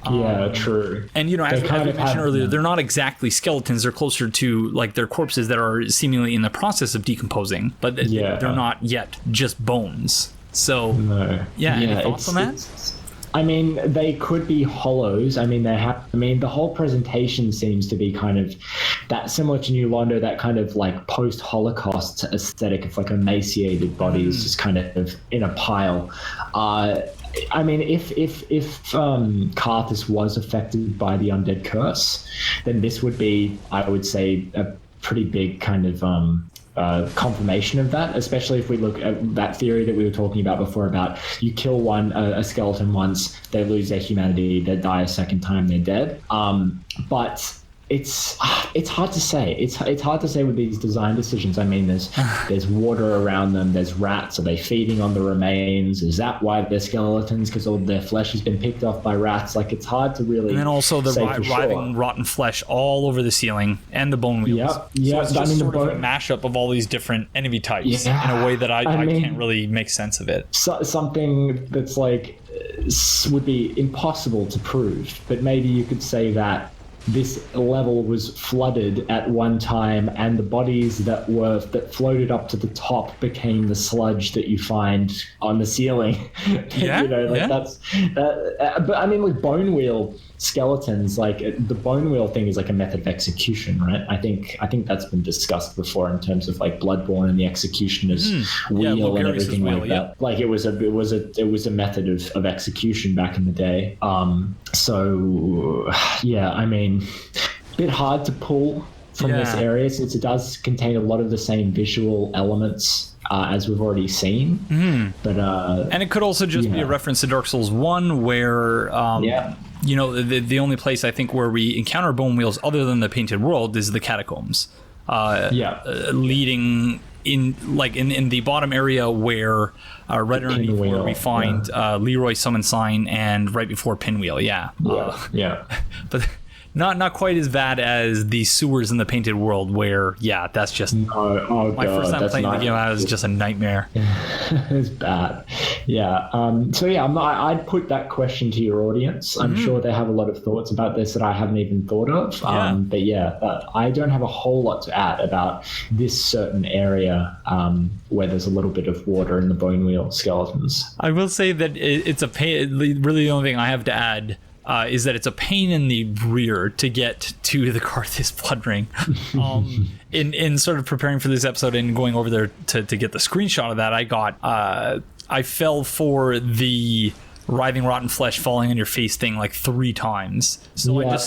I just started chucking fire bombs at the ceiling instead. So and that worked all right. But that's so how you do it. Fight our way through all these annoying enemies. We pick up the Carthus Blood Ring, the description for which reads, ring worn by warriors of the Sand Kingdom Carthus. Boosts rolling invincibility, but at the cost of defense. The sword technique of Carthus allows for fluid movement with a curved sword. Masters of the technique are so basically the same as the milk ring. Pretty much identical. So again, I feel like there was some sort of connection that someone drew at some point in some place, but I can't remember where, so I wasn't able to find it between the blood and the milk, like that there were sort of like 2 sides of the same coin. But I wouldn't even be sure to start on blood and milk and that sort of thing. So again, we'd be very interested in hearing what each of you out there think, because the 2 of us are at a loss there. But I distinctly recall someone like drawing a connection between the 2 that at some point shortly after the game's release, which is crazy to think that was over a year ago now, and that this series will still be going probably maybe not a year from now, but it is going to take some time to finish this. But yeah, so if we head back in the other direction and we find another Carthus swordsman, but I think this is the first. Oh no, is this the first one that has that actually uses the throwing daggers and the shotel? There is one behind an illusory wall on the top level that throws them, but doesn't have the dual shotels. I think it only has one shotel. They're such a pain in the rear to fight these enemies, but yeah, they're tough, but they're great, really well animated. But yeah, very, very tough to definitely, and very appropriate thematically, of course. Yes. This one dropped for us the Carthus shotel, a strangely curved sword crafted to cause bleeding, wielded by Carthus swordsmen. Shaped to sneak around the defenses of shields, this sword requires ample dexterity to wield effectively. Again, just showing that, even though this causes bleeding, that the Carthus army or military, or however you want to describe it, they have a lot of different ways of winning battles, a whole assortment of tactics, and a wide variety of soldiers to do a wide variety of things. One kind of interesting things about shotels that I learned when I was doing the Carthus video is that number one, they are designed to get around the defenses of shields, but historically, something that I did not know is the shape of them. If you are mounted on a horse, you have the ability to kind of use that shape to attack at the neck and stuff of non-mounted troops. However, if you are dismounted or off the horse and you are facing down someone charging at you while on a horse, the shape of the shotel of the tip allows one, and this is how one was designed, to basically have it swung so the tip of the shotel hits the rider in the chest, and the leverage that the tip allows, being pointed, allows one to actually dismount a rider that way. Oh, wow. That is really interesting. Yeah, and that makes perfect sense. Yeah, so it works for a soldier whether they're mounted or dismounted in facing both mounted and dismounted enemies. So it's a very interesting weapon, and I think it's great that it's featured heavily in Carthus, as it should be. So if we, there's an illusory wall here, and we just roll right through it and go up the stairs. When we come into contact right away with another Carthus swordsman.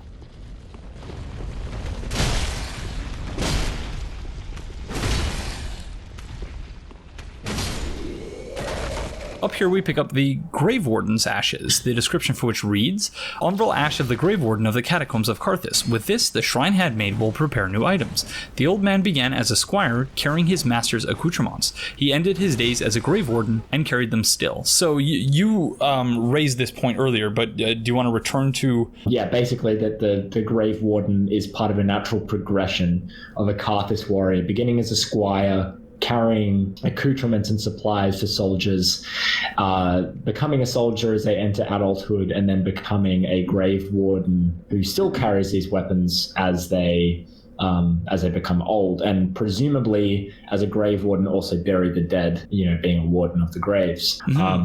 That's what I'd say. It's interesting, and I think when we Is it holding a bone, by the way, if you look at the... I think it's holding a kukri, actually. Oh, yeah, no, because the screenshots that I took, I only took them in 720p for some reason, so it's really hard to tell. But yeah, now that you mention that, it does look like a kukri, which as you mentioned, is unlocked by when you hand in these ashes, as we'll see later on. Yes, that's true. But I guess before we continue with that, I'll just turn to the next one with definitions, which, as you noted, squire means a man of high social standing who lives... Okay, no, that's not it. The second one, a young nobleman acting as an attendant to a knight before becoming a knight himself. Yes. And then we also have warden, which is a person responsible for the supervision of a particular place or thing, or for ensuring that regulations associated with it are obeyed. Or alternatively, in the North American context, the head official in charge of a prison, a church warden, in a British context, the head of certain schools, colleges, or other institutions. So I guess this is where we get to, like I was saying, I don't think it necessarily follows from the fact that this grave warden was once a squire, presumably later became a knight, because, as we learned, squires are knights before they're actually knights. Because it could also just be that they were a knight, and then it wasn't necessarily that they became a grave warden as a result of a progression in the society, but just that they were too old to be a knight anymore. So you do something so you become a grave warden. Yeah, defined by usage rather than acclaim or skill in battle. Really, it's just. They had to basically militarize the entire population, it seems. But running counter to that is the point that you just raised about the fact that this seems to be carrying a kukri. My perspective was we have no idea whether this person was actually from Carthus or whether they were, maybe someone installed by the Abyss Watchers to keep watch over the Catacombs of Carthus. But to your point, the fact that it's carrying a kukri, which is specifically mentioned as, an item that was used by Carthus soldiers. I think your explanation is probably more likely at this point. Yeah. I mean, I would kind of like this duty that they take far into the future, even as their kind of kingdom has fallen, they still retain that same order, which is interesting. Yeah. Not the most pleasant job in the world. Not really. But. So then we proceed in this sort of hidden upper level. Well, I guess it's not really hidden because only one of the walls is illusory, the one that leads right to the Grave Warden's ashes. But had we come up the other way, we would have been trolled by the hat skeleton, I guess we'll just call him, and it would have led us to the other side where we would come into contact with the Grave Warden's ashes, but also several Carthus swordsmen. So after we kill that one, we can hear in the distance that the skeleton ball breaks just like the other one. And then we pick up some Carthus Rouge. Is that the plural Rouges?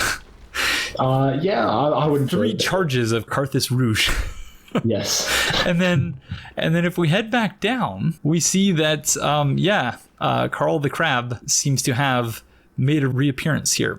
Or one of his relatives or something. Can you explain, is this just supposed to indicate hey, I don't know, because there are obviously the smoldering crabs, the smoldering great crabs in the smoldering lake. There are the crabs on top of us in the crucifixion woods. Yeah. But why frozen is this ones, Marianda as well? It's yep. But why is this one inside of a ball of skeletons? I don't know. Well, I mean, this is the furthest, craziest theory I would ever consider. But a vagrant is essentially a crab that drops a whole lot of humanity, or exists when a whole lot of humanity is dropped. Mm-hmm.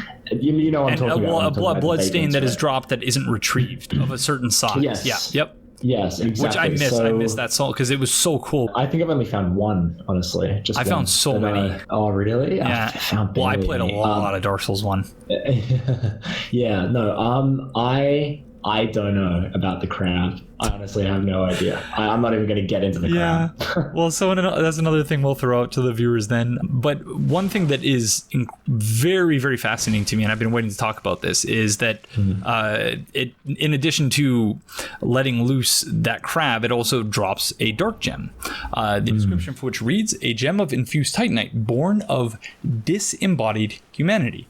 Used in an infusion to create dark weapons. Dark weapons inflict dark damage and scale with intelligence and faith. And and so we can see that it has the purple hue that you were mentioning earlier. But also, if we turn to our next fun with definitions, we find that disembodied means separated from or existing without the body. So once again, returning to the attacks that are used by the Grave Wardens, that what they're, and so that's why I was referring to them earlier as disembodied humanity instead of pursuers, because that is precisely what they are. It's, if you were to somehow, I guess, in a way, separate the soul from the body in the Dark Souls context, although I guess soul in a Christian Catholic sense of just this sort of ethereal thing that exists inside of you, and that after you die, it becomes separated from your body. And in this case, it seems to have become a dark gem, crystallized into a dark gem.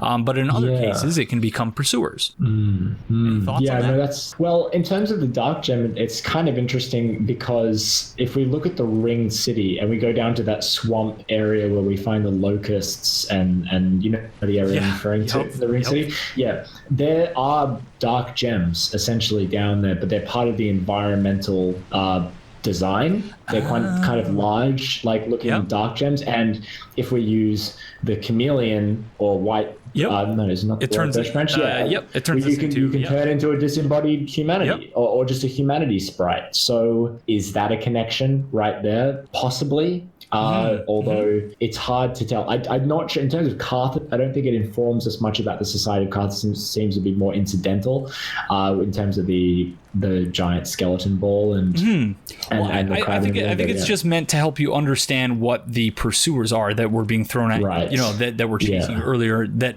and this isn't something that I ever noticed until I picked up the item description, and you know, it's just one of those words where I'm like, I know what that word means, but you know, for anyone who might not, because I know I have a lot of non-native English speakers who view the channel, so I always try to not take for granted that other people know what these words mean.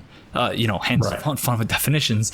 And in this, and I was like, holy shit, that's basically what the pursuers are. So I just thought, you know, it's not really of all that much consequence, but I just thought that was something that was really interesting.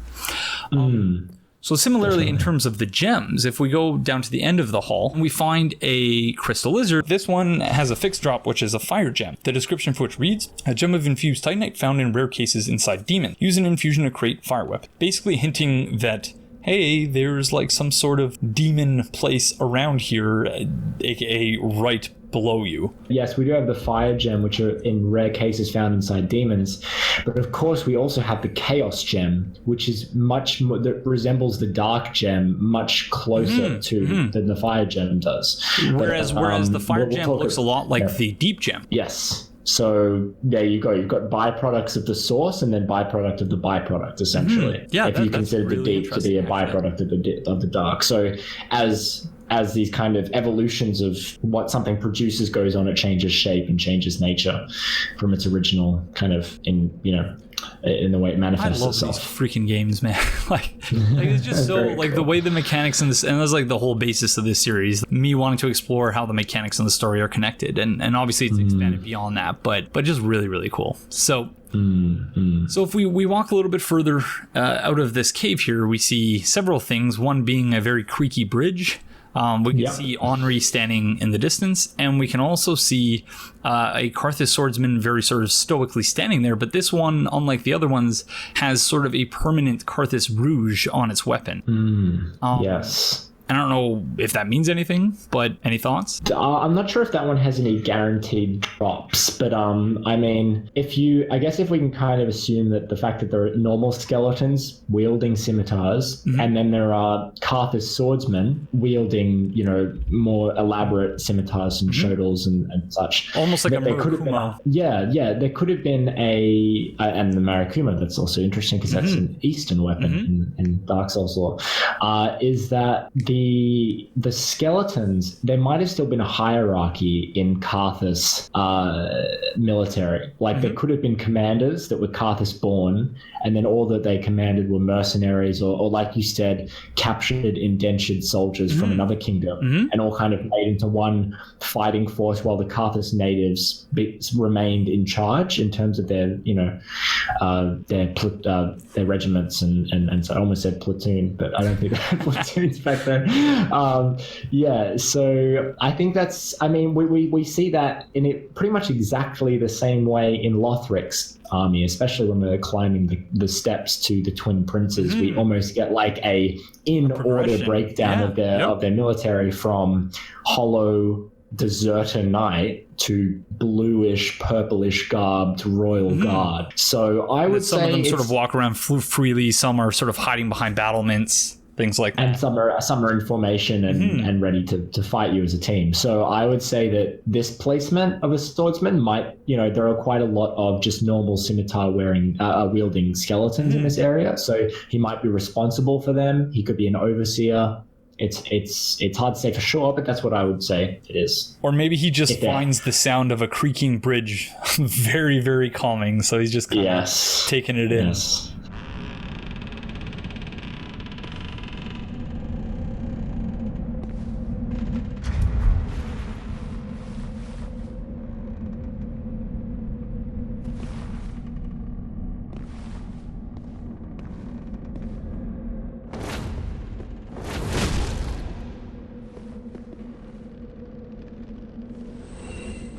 So after we deal with him, we pick up from the corpse here some yellow bug pellets. The item description for which reads, medicinal pellet made from crushed insects. The yellow type temporarily boosts lightning damage absorption. The Grave Wardens of Carthus use these to repel a great sandworm. The worm tumbled into the catacombs and proceeded to dominate its new home in the smoldering lake. So this is obviously something that we'll need to talk about in the episode or episodes, because it's such a big area, the smoldering lake. But yes, I can think of no explanation as to how the sandworm made its way, how it physically could have traversed the catacombs. Right. Unless in some way, shape, or form it sort of increased in size as it was going, because it was adding bodies to its mass. I don't really have any other explanation for that, because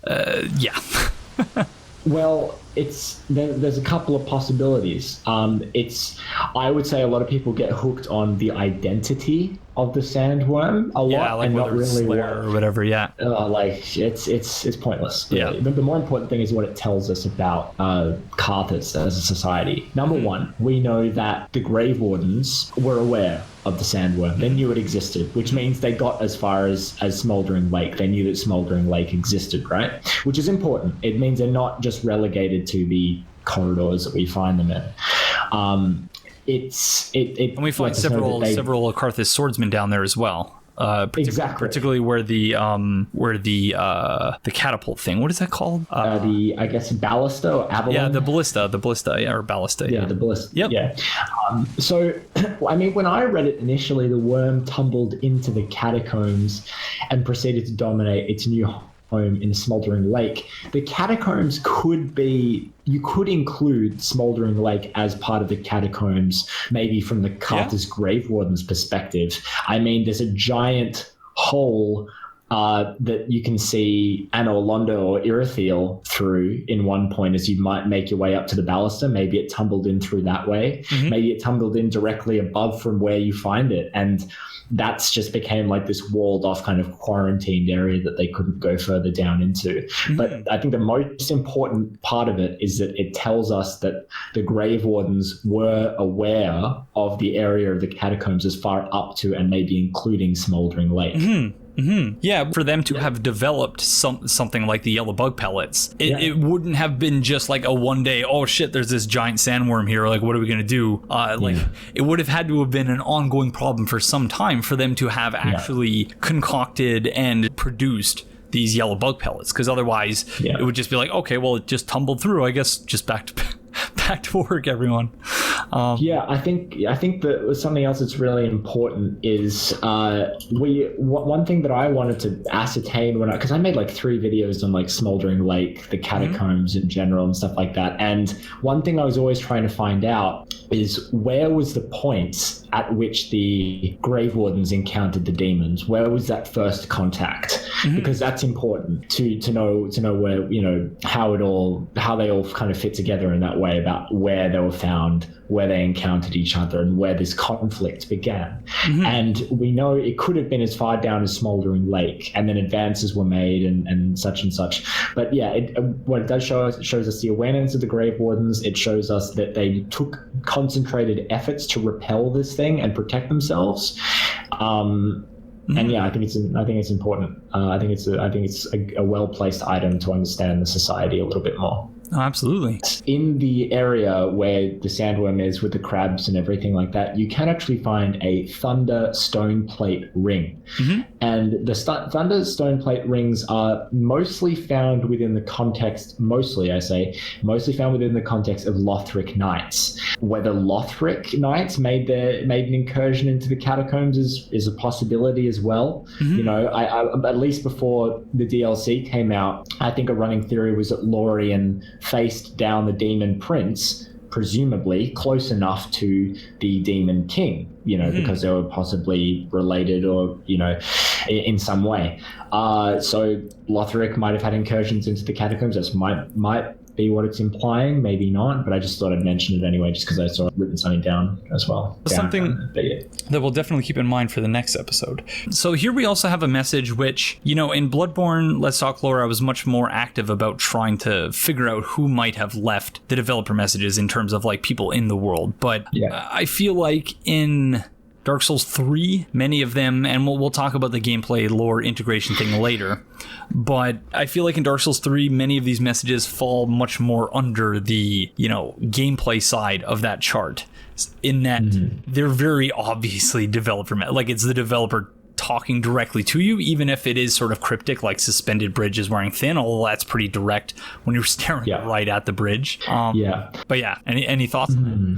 Not really. I theories kind of perhaps as they started getting larger audiences, FromSoft might have been trying to make their intentions a little bit better known to new players, perhaps. But you know, that's just an opinion.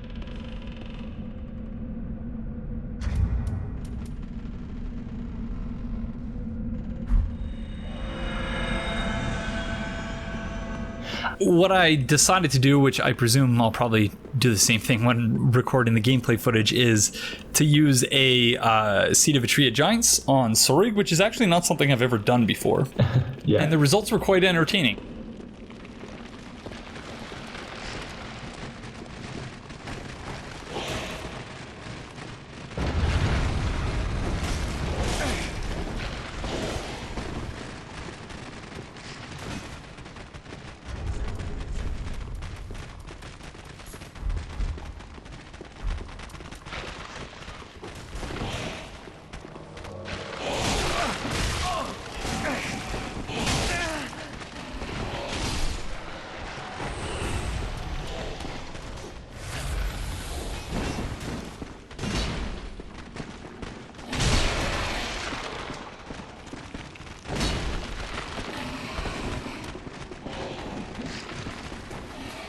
But yeah, so Tsorig is obviously, we're going to be talking about him in greater detail when we go to the Smoldering Lake. But for now, you know, he invades us in that spot where had we not opened the shortcut, like we could have gone there, but then we wouldn't have been able to access the bridge. And when we kill him, either that or if he kills us, he does the my thanks gesture, which is actually I think the war cry from Dark Souls 2. One of my favorite gestures, so I was glad they brought that back. Although I wish they had brought back the shrug, but whatever. And he also drops the Night Slayer's Ring, the description for which reads, Ring of the Savage Tsorig, more commonly known as the Night Slayer. Enemies lose more stamina when guarding attacks. Long ago, Tsorig engaged the guardians of an ancient city in a bloody confrontation and returned with their rings as his prize, still frozen on their dismembered fingers. Any thoughts on that? I think what the common consensus is that this is a reference to Liam Loyce. I think that's what I've heard still about. Frozen on their dismembered fingers? Yeah, I'll be totally honest, I don't know a whole lot about Tsorig. I mean, he's wearing Tarkus's armor. He's got the Fume Knight Ultra Great Sword. But that was the Old Darn King DLC, not the Ivory King DLC. No, well, exactly. I mean, I think I just got from the Frozen bit as a reference to Liam Lois, because I know there's the same ring in Dark Souls 2, but I don't think it's called the Night Slayer's ring. I think it's called something else. But one of the viewers will probably be able to correct me on that, because I'm not sure. in terms of the mechanics of it, the equivalent in Dark Souls 2 would have been the stone ring. Here we go. The same ring with the same actual item picture is the Ivory Warrior ring. Oh yeah, that's which right. That's Ring of the Guardians and Ilium attacks greatly reduce enemy stamina. Ilium Lois exists to subdue the raging flame, but when the ivory gates were flung open, the land grew cold and lifeless. So there you go. Touché. That's the reference, I guess. So yeah, the stone ring actually was, I think, for poise break specifically. Right. So yeah, no, actually that's a good point, because I had completely because some of the DLC items, there were just so many in Dark Souls 2 that I don't really have a great memory of all of them. We'll definitely talk more about Tsorig in the next episode, because we're obviously going to be encountering him again, but I'm not really sure what else to say about him for now.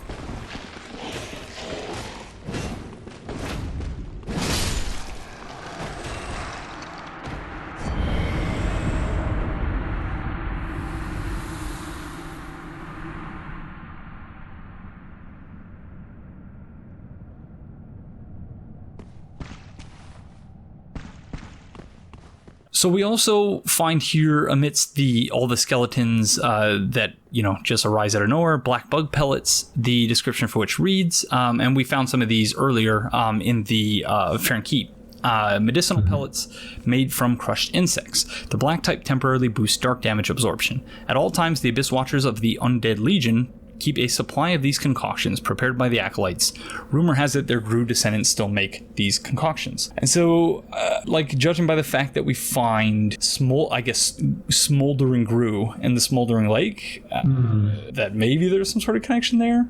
Like it's supposed to just suggest sort of a trail of breadcrumbs leading to the smoldering lake, and then you get down there, you're like, oh, it makes sense. Even though it doesn't really. Yeah.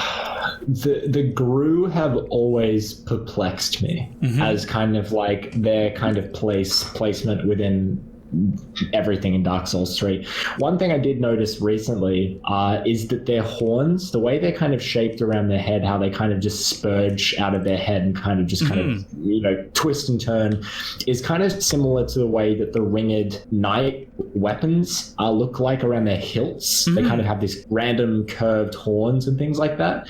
Whether that's emblematic of the Gru being affected by the Abyss or something else, I honestly am not set in a theory for the Gru yet. I think the Gru, their visual design invokes a lot of different things. I think Manus is definitely a big part of that, because if you look, Manus has very similar sort of spiraling horns. But it's also reminiscent of many of the demons, so the Capra demons in particular. Yeah. So and that's the thing about finding the Gru not only in Firelink Keep but also in the Smoldering Lake, is that are they somehow being affected by both the Chaos and the Abyss at the same time, even though the Chaos is apparently faded? I'm not sure. It's hard to say. Look, then we've got the spores growing out of the dead Gru shamans that also grow in Osiris, so who knows?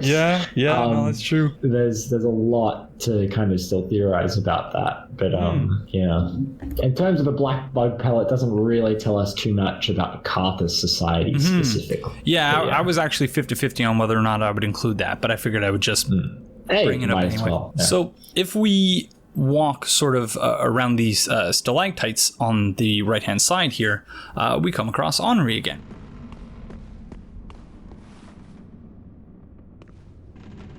Hello. We meet again.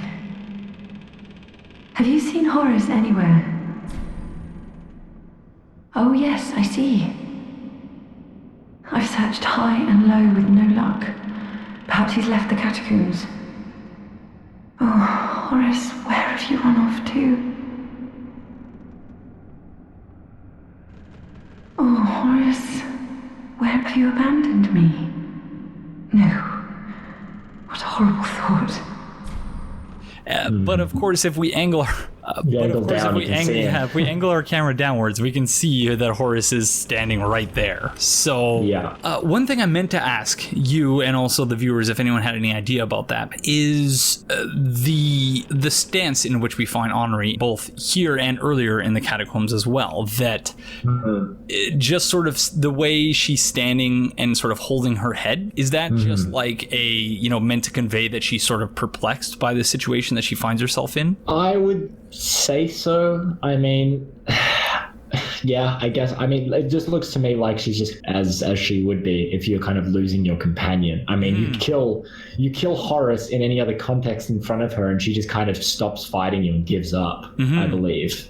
So Horace is very important to him or her. So it just, I would say, it just kind of conveys her emotion at the moment. It could mean, but she's just sort of bewildered as to what, like, but we're bewildered too. I don't know what this trap is that you're talking about. I don't know like why you need to lay prism stones for him, but Anri, try taking off your helmet for a second and having a good look around. Seriously. All right, so that's pretty much it. So we might as well head to the boss room. And before we enter, I guess it's just worthy of pointing out some more visual design stuff that we have a bunch of sort of cloth hanging off on these sort of ledges on the left and the right, and we have chains sort of strewn across the ceiling, in addition to sort of an incense burner hanging there as well. I don't know what any of that means or whether it means anything, but did you have any thoughts? Yes, I mean, I'm just getting to where I had the notes about this, because I did have something. Because the only thought that I had about this was that maybe these were sort of like trophies of the many kingdoms that were conquered. Yeah, it could be. One thing, the architecture changes quite abruptly. It's much more kind of like the whole boss chamber, Wolnir's chamber, resembles Izalith a lot closer to anything else, I believe, with the kind of almost Thai-looking structures of like, there's this ancient city in Thailand. I believe you can go to, that kind of has that same kind of look in terms of the way that everything's shaped and the geometry and the design and everything like that. There's pictures posted somewhere with like side by sides that apparently very heavily influenced Izalith. Something that's interesting, I believe there's a carpet outside of either the goblet or just outside Wolnir's boss room that is the same carpet that's outside the old Demon King's boss area. Oh, okay. I believe it's the same kind of purple carpet. I don't know if it's the exact same thing, but I'm pretty sure they're very similar. If that's also similar in turn to that which we find, the what I called during my blind playthrough, the yoga mats on which we meditate in order to go to the Archdragon Peak. Yeah, that's another interesting worth checking out. But if we go inside the boss room, there's a lot more interesting stuff. Now, I don't know if you knew this, but did you know that the goblet that we interact with to go into the boss room actually used to be an inventory item that was cut from the game? Interesting. So meaning after we defeated Wolnir, we would have that would have been added to our inventory, or we would have picked it up? This is my thinking. Okay. I'll go through the lore thing first, and then I'll go gameplay reason why it was cut, I think. But I don't know whether it's picked up after or before the boss fight, but the item was called Holy Remains, and the description was sinister vessel made from the skull of a noble king, placed on the altar within the catacombs, but its origins are unclear. An ominous air emits from the chalice, gripping the hearts of those who peer at it, as if determined to drag them to the world of the dead. Interesting. So pretty interesting, right? I wonder what that would have been used for, though. Well, my thinking is this could have been Dark Souls 3's version of a chalice dungeon. Yeah.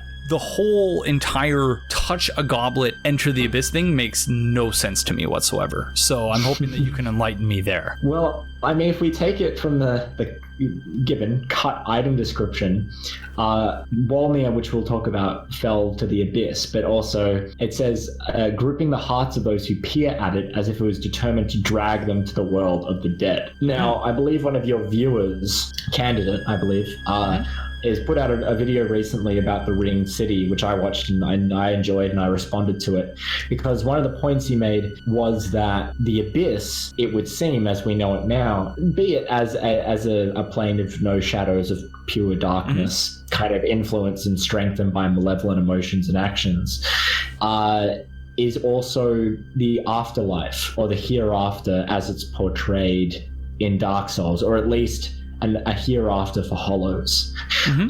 Now, whether that's referring to as the world of the dead, we'll get to, but I don't think this is Wolnir's skull. I think it says sinister vessel made from the skull of a noble king. First of all, Wolnir wasn't a king, he was a lord, and two, he wasn't very noble in terms of the greater context of the world. Yeah, he was a feudal lord, and yeah. I would say what you were saying before is like a trophy from a conquered land. This would be chief among one of those. Now, I looked at the skull, I looked at the crown, I tried to identify it with other crowns that are in the Dark Souls world. I haven't been able to find one that matches, though it would be very interesting to find one that matches, like whether it's Vendrick's crown, something like that. That would make perfect sense, but it's not.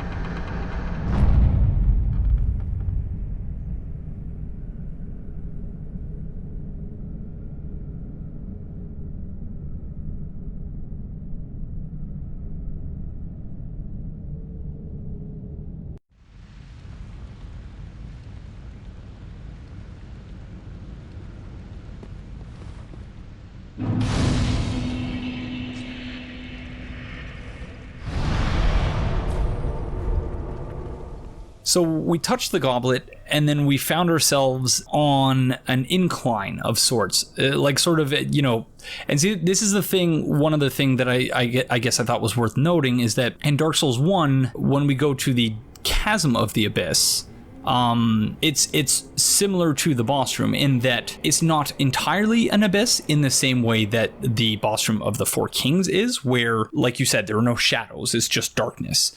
But it is sort of a, there's this sloping ground, and then you can't really go past a certain point. That's really all I got. So I mean, I'm pretty sure this is I could be wrong about this, but the texture on the ground appears to be sand-like, which is a stretch, but is this what really happened to Carthus? Did it become absorbed by the abyss?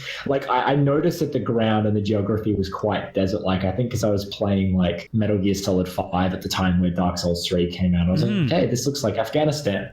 But I don't know, just from the game at least. Now, but I'm not really sure where it is. I guess we have theories. Is the Chasm of the Abyss? Is it Carthus? Is it just Wolnir's mind? Is it, who really knows? But it's a fascinating kind of area. And then of course Wolnir is trapped here. So, and so I guess something else worth mentioning is that it is also possible that we're not being transported anywhere, just because after you touch the skull, you can see sort of just abyssal substances spewing out from the skull itself. Although, on the other hand, if you don't pick up the pyromancy tome in the boss room during the boss fight, it appears sort of around a corner to the left of the stairs that lead to Irithyll, but it appears on a corpse. So it appears in a corpse does it not appear in the corpse in the boss room itself as well, like it is in the actual arena? Yes. So I guess that could imply as well that we're in the same room, but just somehow the abyss temporarily spreads, and then after we kill Wolnir and he sort of slides down into the abyss, or into the depths of the abyss, I guess, then we find ourselves everything goes back into the skull. I don't know, that's what I mean, this whole thing just confuses me. Wolnir slides off and lands in the fishing hamlet. That's the next layer of plane of existence. That makes sense.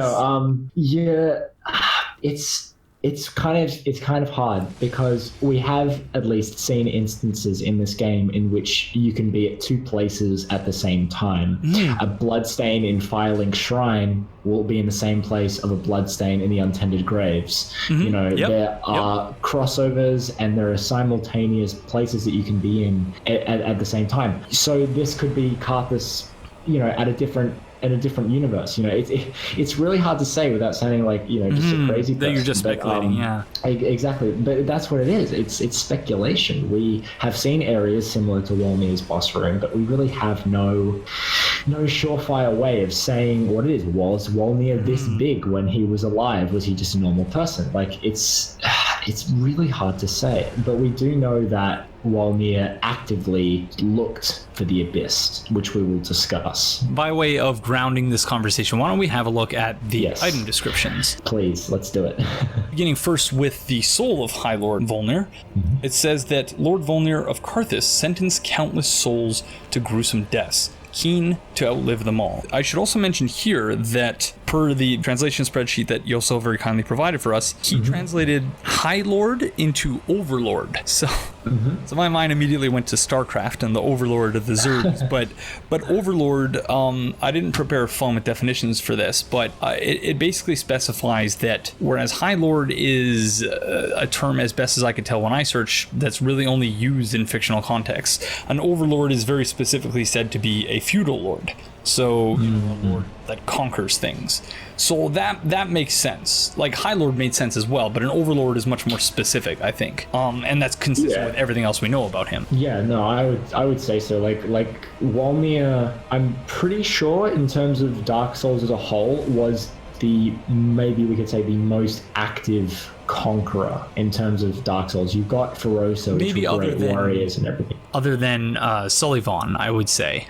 Yeah, probably more active and more kind of... Or at least in terms of the time period in which the game takes place. Volnir's conquest would seem to have been some time ago. Yes, yeah. So in terms of like a legendary conqueror who conquered many lands of humans, like Wolnir was the maybe most expansive, while we could say Pontiff was the most conniving, the one with the most kind of motive and everything. The least regard for morals, yeah. Yeah, the least regard for morals. Well, almost you could say, even though he was quite brutal, maybe for the betterment of his people. But again, we never see Carthus at its peak. We never see it when it's in even a remote state of stability. We never know what kind of souls he was sentencing to death. Were they dissidents? Were they his own soldiers? Were they prisoners of war? We don't really know. He's keen to outlive them all. Who are them? Who are they? Are they his competitors? Are they rivals? You know, it would make sense for him to want to outlive his rivals, which would make sense for why he's sentencing them to death. Or there could be another way for it, or there could be another reason for it. Is he trying to make the abyss manifest itself through large concentrations of genocide and, you know, basically crimes, no pun intended, against humanity? Like, so I might actually potentially have an answer for that. So if you go to slide 103 and you look at what appears almost to be like a scarf that Wolnir is wearing, but it looks like, and it's a low quality screenshot, but it looks like there are just a lot of bodies. So keen to outlive them all, maybe in sort of an analogous fashion to that which Aldrich is doing, that, you know, Wolnir was consuming people. Yeah, that's true. Because, yeah, like, it's almost like, you know, like, that's just a bunch of people sort of grafted onto him in a very strange way. It looks almost like a growth, but they're skulls, right? And as best as I can tell anyway, based on the screenshot. Yeah, he's just got like mad trapezoids happening. Yeah. So turning to the Grave Warden Pyromancy Tome of the Grave Warden from the Carthus Catacombs.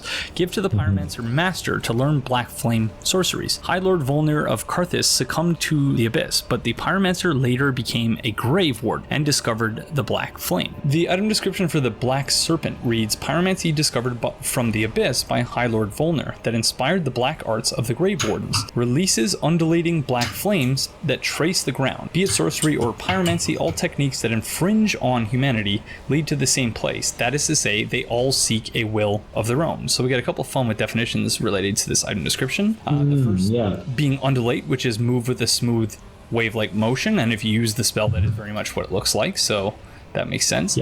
And also will. The one that we're looking for is the first one here, which is the faculty by which a person decides on and initiates action, or potentially the thing that one desires or ordains. That is to say that they all seek a will of their own. So all techniques that infringe on humanity lead to the same place, of seeking a will of their own. I'm not really sure what that means, but it's a strangely worded and kind of put together sentence, because it's like, it's basically saying, doesn't matter what kind of magic it is, any magic that uses, or when you say infringes on humanity, kind of leans on humanity. I would presume that would mean like sort of weaponizes humanity. Yeah, like it changes its form, basically. It leads to places that is to say they all seek a will of their own. Now we know that humanity, that the dark, is basically based in want. You know, want is the main emotion that comes from the dark. So, you know, want and will are, you know, to want something, you have to have the will to actually have it, or pursue it. I mean, when I first spoke about Black Serpent, I actually made a connection to Carth, you know, being a black primordial serpent, and whether Carth might have had a influence on Wolnir, whether there was ever a connection between the two. Impossible to say. But that's a very obvious connection I missed. For sure. And then we've also got this. I mean, pyromancy discovered from the Abyss by High Lord Wolnir. So this is after he was in the Abyss, or maybe discovered from the Abyss and then brought back, but inspired the black arts of the Grave Warden. So there was a line of communication between Wolnir and the Grave Wardens even after he delved into the Abyss, which is something that isn't really seen too much in the Dark Souls universe. Yeah, that usually, like, they're corrupted by the Abyss, and that's pretty much it. And that's pretty much it, yeah. Yeah, no, that's really interesting. So I guess moving on to his holy sword, the description for which reads, a holy sword eroded by the abyss. When Wolnir fell to the abyss, he was gripped by a fear of true darkness and pleaded to the gods for the first time. This holy sword, together with the 3 armlets, which we've not yet mentioned, stripped from the corpses of clerics, gave him some semblance of comfort, and the skill, interestingly enough, is Wrath of the Gods. Thrust weapon into the earth to emit powerful shockwave. The wrath of those swallowed by the abyss is a thing to be wary of, indeed. So I love this because Wrath of the Gods is obviously very closely associated with the Way of White. Yes, it is. And so presumably, seeing as he stripped his armlets from the corpses of clerics, that, you know, somehow some sort of process whereby he also acquired the ability to use Wrath of the Gods. This was something that, because I theorized slightly differently, and a lot of people came back to me telling me I wasn't right about this, but when I first read it, I thought this holy sword, together with 3 armlets stripped from the corpses of clerics, gave him some semblance of comfort. I always thought that the holy sword came from the clerics, like that one of this sword once belonged to one of the clerics that he got the armlets from. But then I might have been reading that wrong, that they already had the holy sword and then the armlets came later. I think grammatically speaking, together with would suggest that they were acquired separately. Right, but the usage was the same, essentially. Yeah, I think if they came from the same source, it would. Although, notwithstanding the fact that we've come across so many grammatical issues in many of the item descriptions, so I could be giving the item descriptions too much credit here by saying this. But if they came together, I think it would be this holy sword and 3 armlets stripped from the corpses of. I think it would be. I don't think together with would be used, at least provided there's no errors in the item description. Does the Japanese version tell us any different? That's a good question. Let me see. I've got it here. It says, let me just move this across a bit. It says, former holy sword eroded by the abyss, pretty much what we know. Wolnir that fell into the abyss is afraid of true darkness and pleaded to the gods first time. Pretty understandable. It is the trinkets from clerics who get killed and looted long ago. It said to be 3 bracelets and 1 holy sword. So slightly you could take it a different does imply way, almost that they're together, yeah.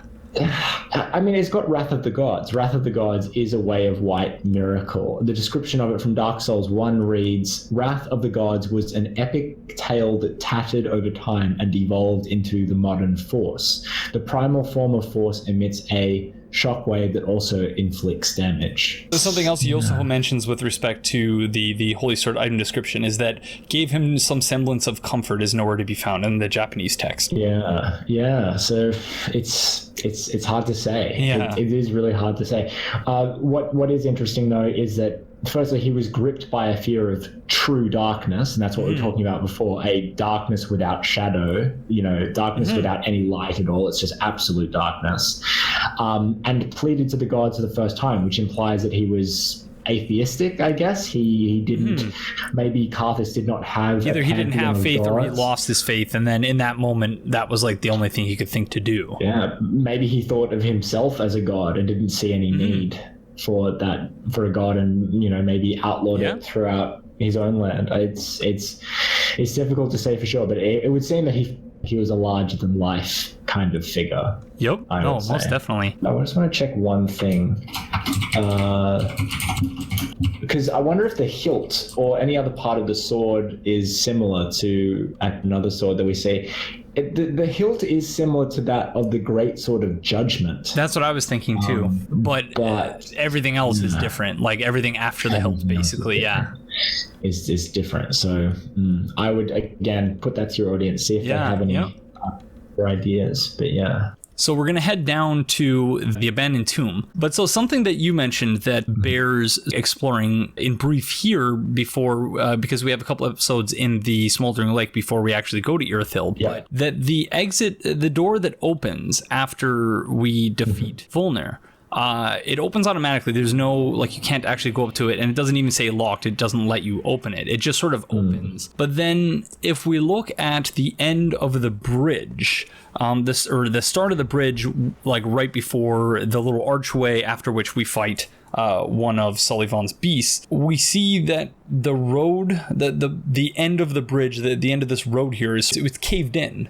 That there's a path here that would seem to have been the actual path leading to Irithyll, and intentionally or otherwise, it seems to have been covered up. Yeah, there's a couple of interesting things about this. I have that this caved-in area is actually, I think, where that area would have led just after the Iron Golem in Dark Souls 1 and would have come into Irithyll. Yeah, very similar, yeah.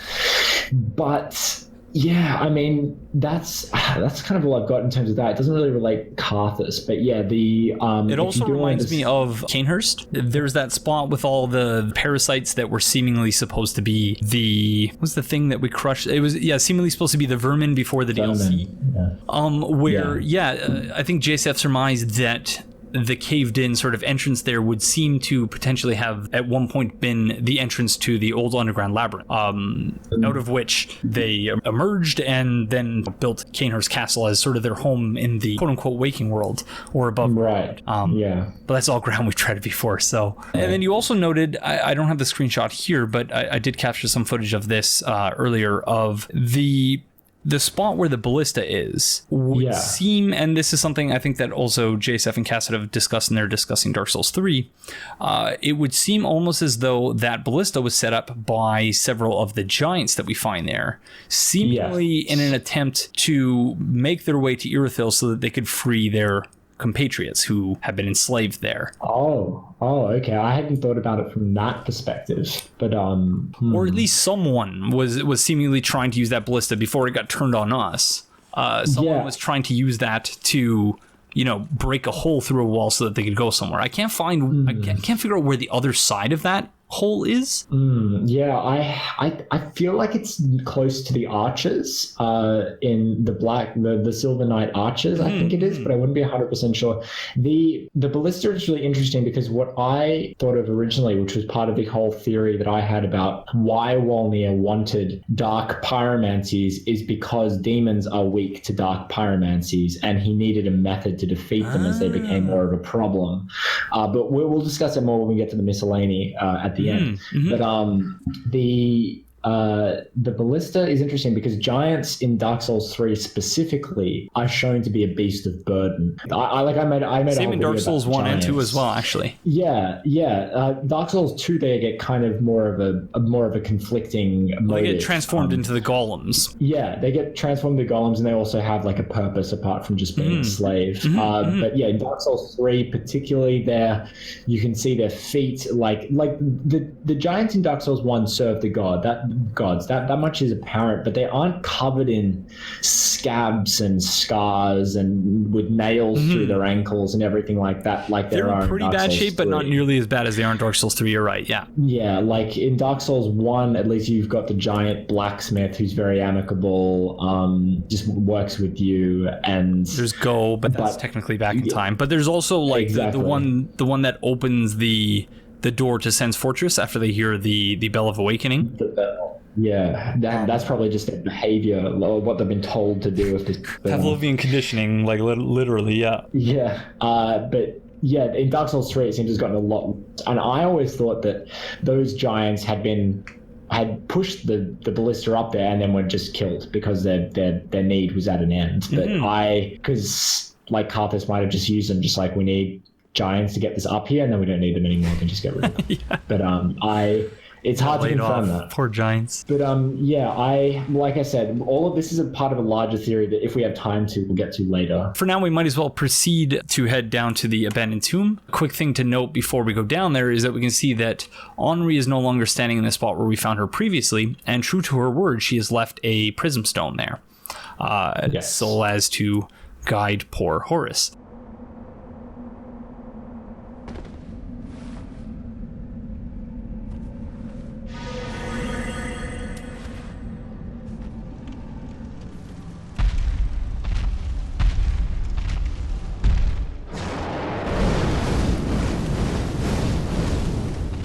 As we descend further, we find another demon, which similar, interestingly enough, to the one that we find in the undead settlement, this one, still has some sort of flame inside of it.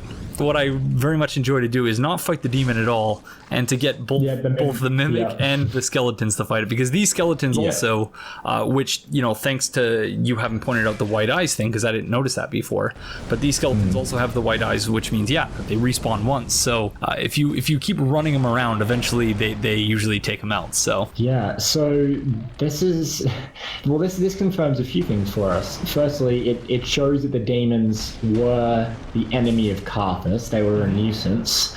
They're on opposite teams, absolutely. There's not a whole. There are bones to be found in this area, but not too many, which means it could have been much cleaner, because obviously they weren't able to get down here really. I believe the demon is pretty much, we can say it's a Taurus demon that has obviously become old and kind of ashen and everything like that, but it is pretty much a Taurus demon. And the skeletons same weapon and everything too. So the skeletons will fight it. So I'm pretty sure this might have been first contact, possibly, of the demons with the Grave Wardens, but again, hard to say in absolute certainty. But you can definitely kind of see a story start to kind of form as you think about it. Things start to fit together fairly well. That's why I really like Carthus, because the more you look into it, the more this kind of story world begins to evolve and show itself. It really forces you to work for it, though.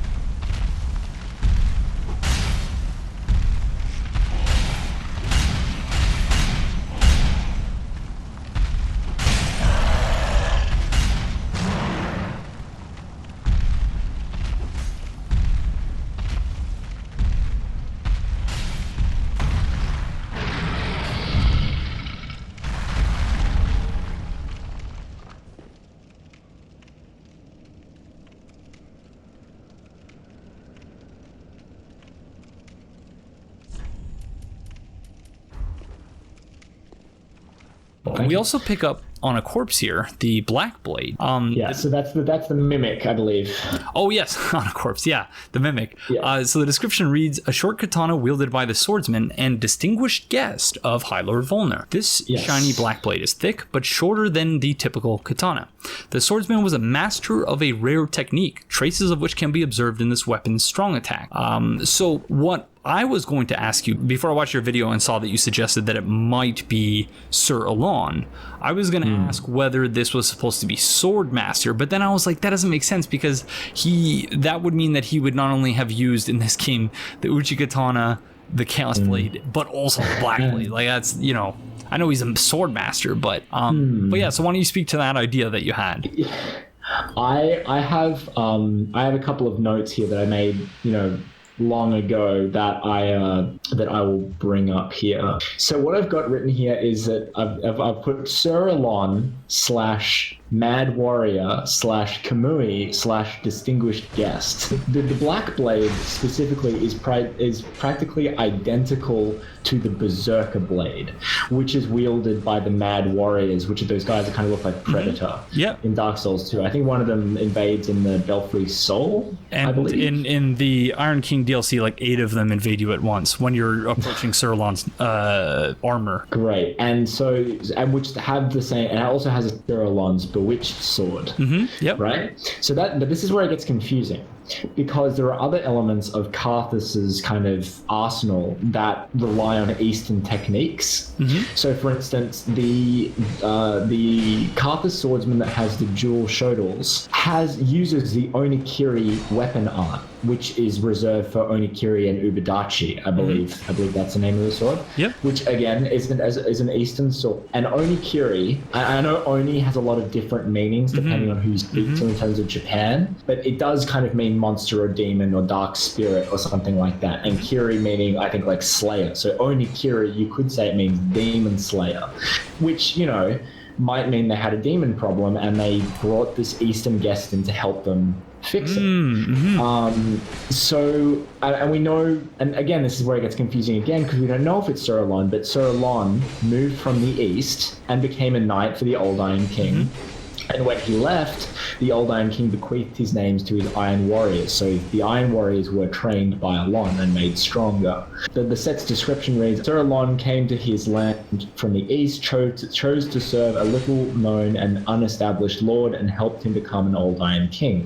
Then, at the very peaks of his sire's rule, Sir Alon set out again in search of lands yet unknown. So we know that Alon left after helping the Old Iron King and could have gone to help Wolnir. But this is quite a theory, and I've had a lot of Alon fanboys vehemently tell me that I'm incorrect. So Alon has a history of helping lords and kings. His legacy must be well known to have the title of distinguished. The armor is extremely light and dexterous, which is similar to those used by the Carthus warriors. So in a lot of ways, the Carthus warriors do mirror the fighting style of Alon, or at least of an Eastern technique.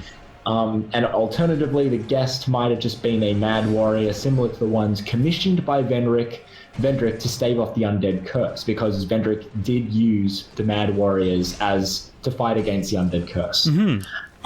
So yeah, there's a lot of Eastern influences. You've got the Onakiri Nuvadachi, which are used by Gotthard, I believe, Black Hand of Lothric.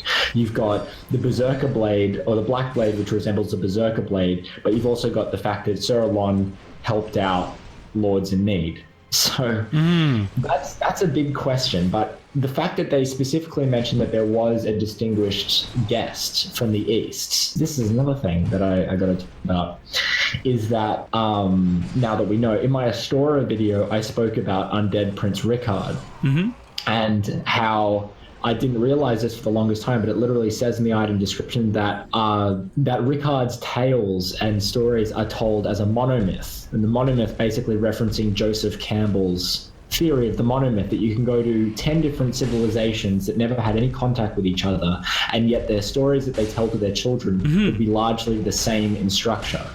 So that's basically saying that nobody actually knows cultural influences, basically. Yeah, like basically nobody knows exactly what happened to Rickard. He's just said to do a bunch of different things that are sometimes work together and sometimes don't make any sense together. Even the design of his sword changed. So this could be another one of those things. And he's naked instead of wearing an Astora set. Exactly, and he's wearing Wolnir's crown. No, that's something that has always confused me as well. So it's a little confusing. It's a clusterfuck, but it's an examine. So I guess that's another thing that we'll throw out to all of you out there. And if you guys have any thoughts, trust me, there are much smarter people in your comments than I. Trust me. Seriously. Like, well, that's like if it weren't for them, this series wouldn't be nearly what it is now. So, so after killing the demon, we also get the soul of a demon, which I think is just like we don't even pick it up. It's just given directly to us after it dies. Yes. And it just mentions that demons were born of the chaos flame, but the flame has not survived, and the demons are a dying race. So like just sort of contextualizing what we're about to see when we go to the smoldering lake. And then right before the abandoned tomb bonfire, we find an old sage's blindfold and a witch's ring. And so the whole thing with Cornyx is obviously one of those things.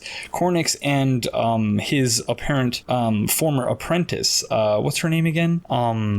The one we could summon. Cuculus. Yeah, Great Swamp Cuculus. Yeah. So yeah, that's a whole thing that we'll have to tease out later. But we have the old sage's blindfold, which reads, "Attire of pyromancers of the Great Swamp, particularly favored by old sages.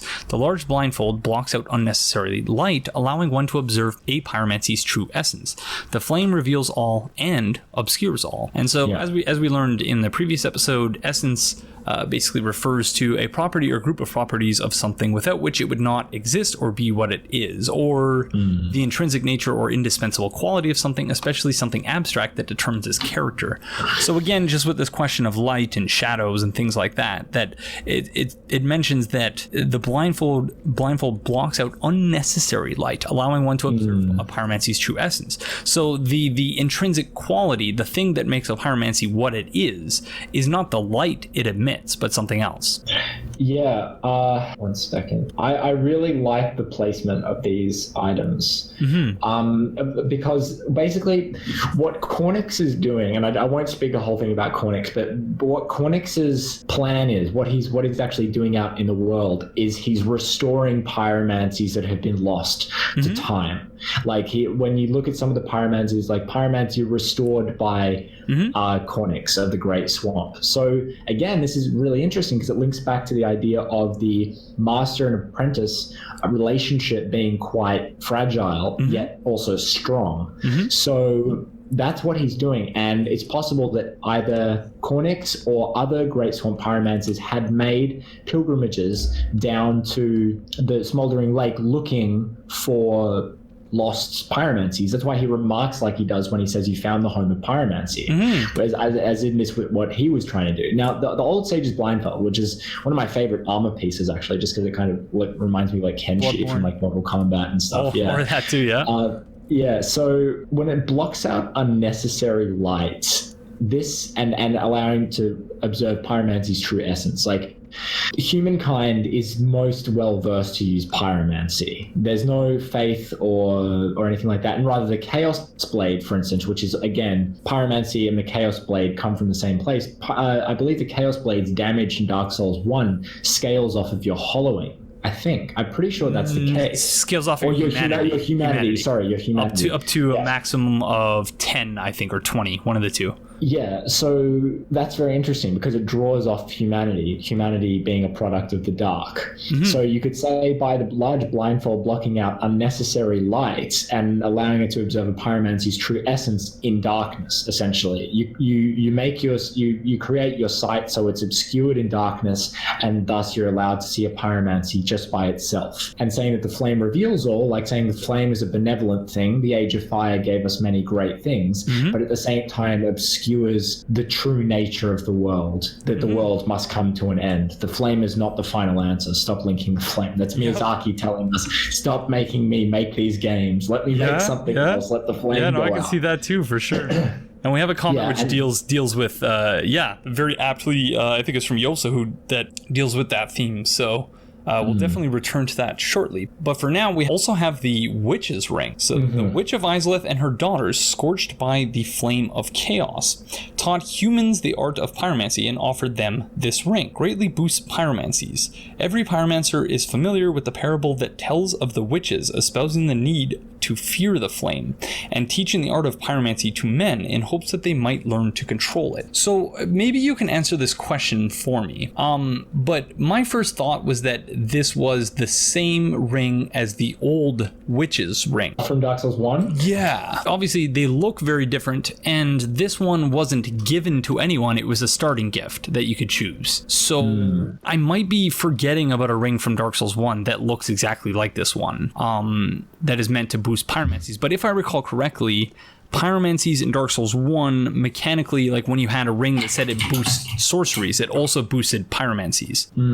Yeah, which makes sense in terms of the story based on what pyromancy is and its origins, but actually, Aegon, the orange charred ring is identical to the Witch's Ring. Oh, that's right. But it had a completely different purpose, because that was for traversing the lava in Izalith. So I had a whole thing prepared with Kalon, but I think we're going to save that for the next episode anyway, just because we'll be coming across what is ostensibly her corpse in the next area anyway. So now that we have the abandoned tomb bonfire, let's go back to Firelink and deal with the rest of the item descriptions.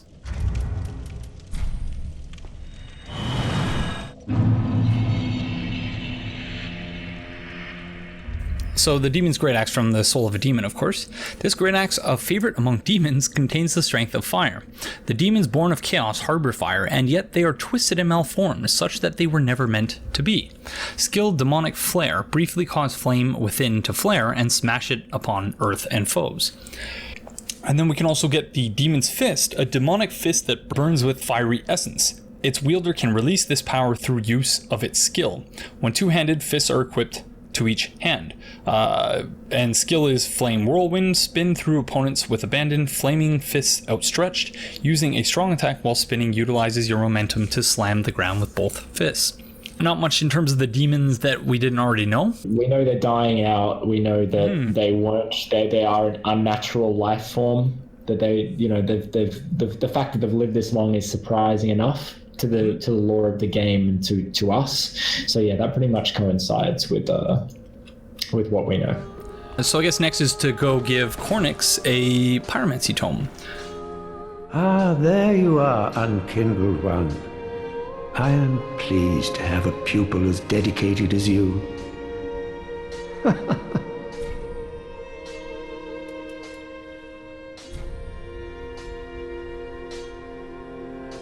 Well, I've never seen anything like this.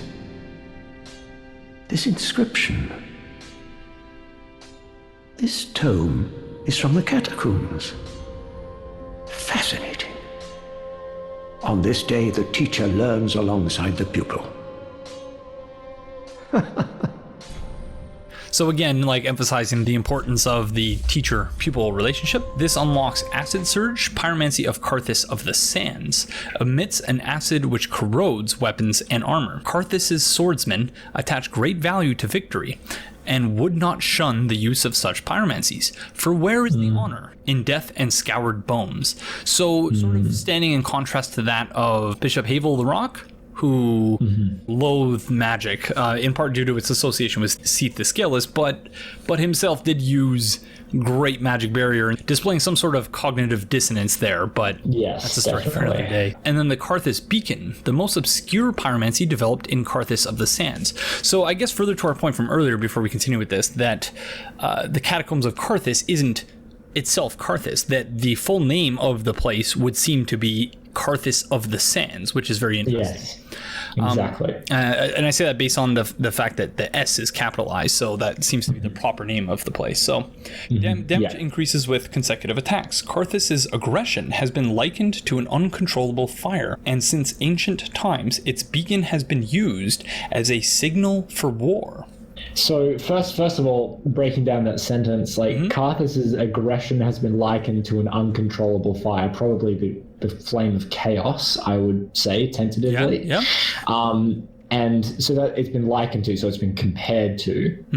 And then talking about the beacon again, and since ancient times, its beacon has been used as a signal for war.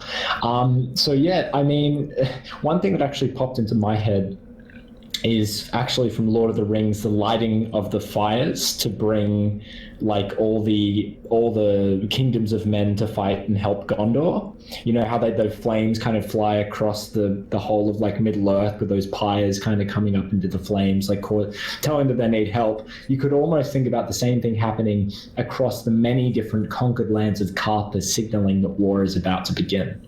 It's almost like a bannerman, like, you know, being like, okay, like it's time to attack, like waving the banner in a particular way, using it as a form of communication, things like that. So. Yeah. Well, it's a cool thought of kind of establishing the scale of pyromancy through the need of a beacon like this to let, you know, people know, presumably over a large area, that, you know, something's going down. As well as accentuating the point that we've been making throughout, that Wolnir and his army were basically just conquering whatever they could. You mentioned chaos, which is obviously a very apt comparison, but my thought was just something like a forest fire, which is obviously much more analogous to real world things, but just spread as best as it could based on if it could conquer a place, it did conquer a place, basically. And then finally we have the Carthus Flame Arc. Pyromancy of Carthus of the Sands reinforces right weapon with flame.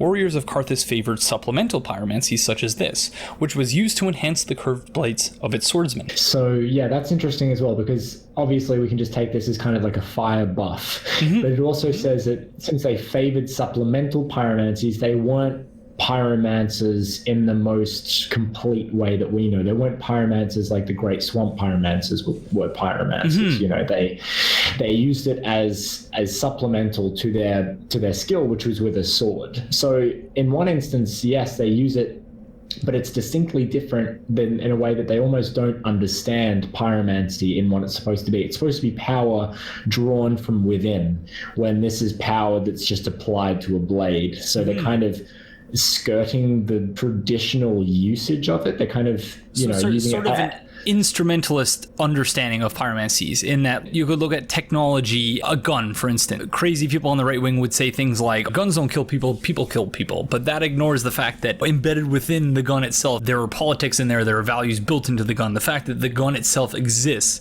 is a reflection of the values of the society that produced it. And in this case, it just seems like they have a very similar view of pyromancy, where it's a means to an end, basically. Whereas in the case of Ulysian sorceries were utility-esque sorceries as well, but they had a very different and much deeper understanding of sorceries that no one really has been able to acquire since. You can almost think about it like every part of Carthus exists to make the sword more strong, and the shopper, basically. You've got the old and the young supplementing the strongest.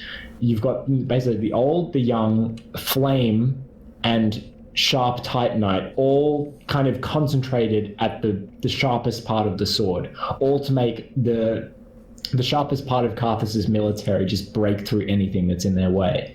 Like, it's a very concentrated and like almost like zero, like ground zero point to where all this energy is being pushed to in order to help them basically conquer anything. Yeah, that's really interesting. And then if we try to give him the Grave Warden Pyromancy Tome? I'm afraid I cannot accept this. This pyromancy tome is dark and delves into the depths of men where an untouchable flame resides. I cannot comprehend this myself, let alone teach it to you. It is a spell forbidden in the Great Swamp, and nearly everywhere else too. Only one terribly afflicted or burdened by deep sorrow could begin to understand this. So referring to Carla, who will obviously meet at a later date. And quickly on the same token, you could almost say that Wolnir may have been terribly afflicted by the Abyss to understand this. Touche, well. It definitely applies both ways. Absolutely. So then we find that Eygon of Carim has come to visit. I believe the trigger for him coming to visit is defeating Wolnir? I know you. Been some time since we met in person. I just dropped in to see how she's getting on. Now, what are you playing at with this circus? This cesspool of doddering old folk and degenerates? Couldn't be better. She must fit in perfectly here.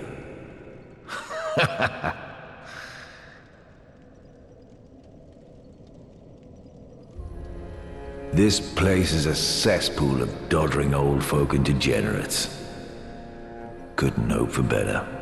She must fit in perfectly here.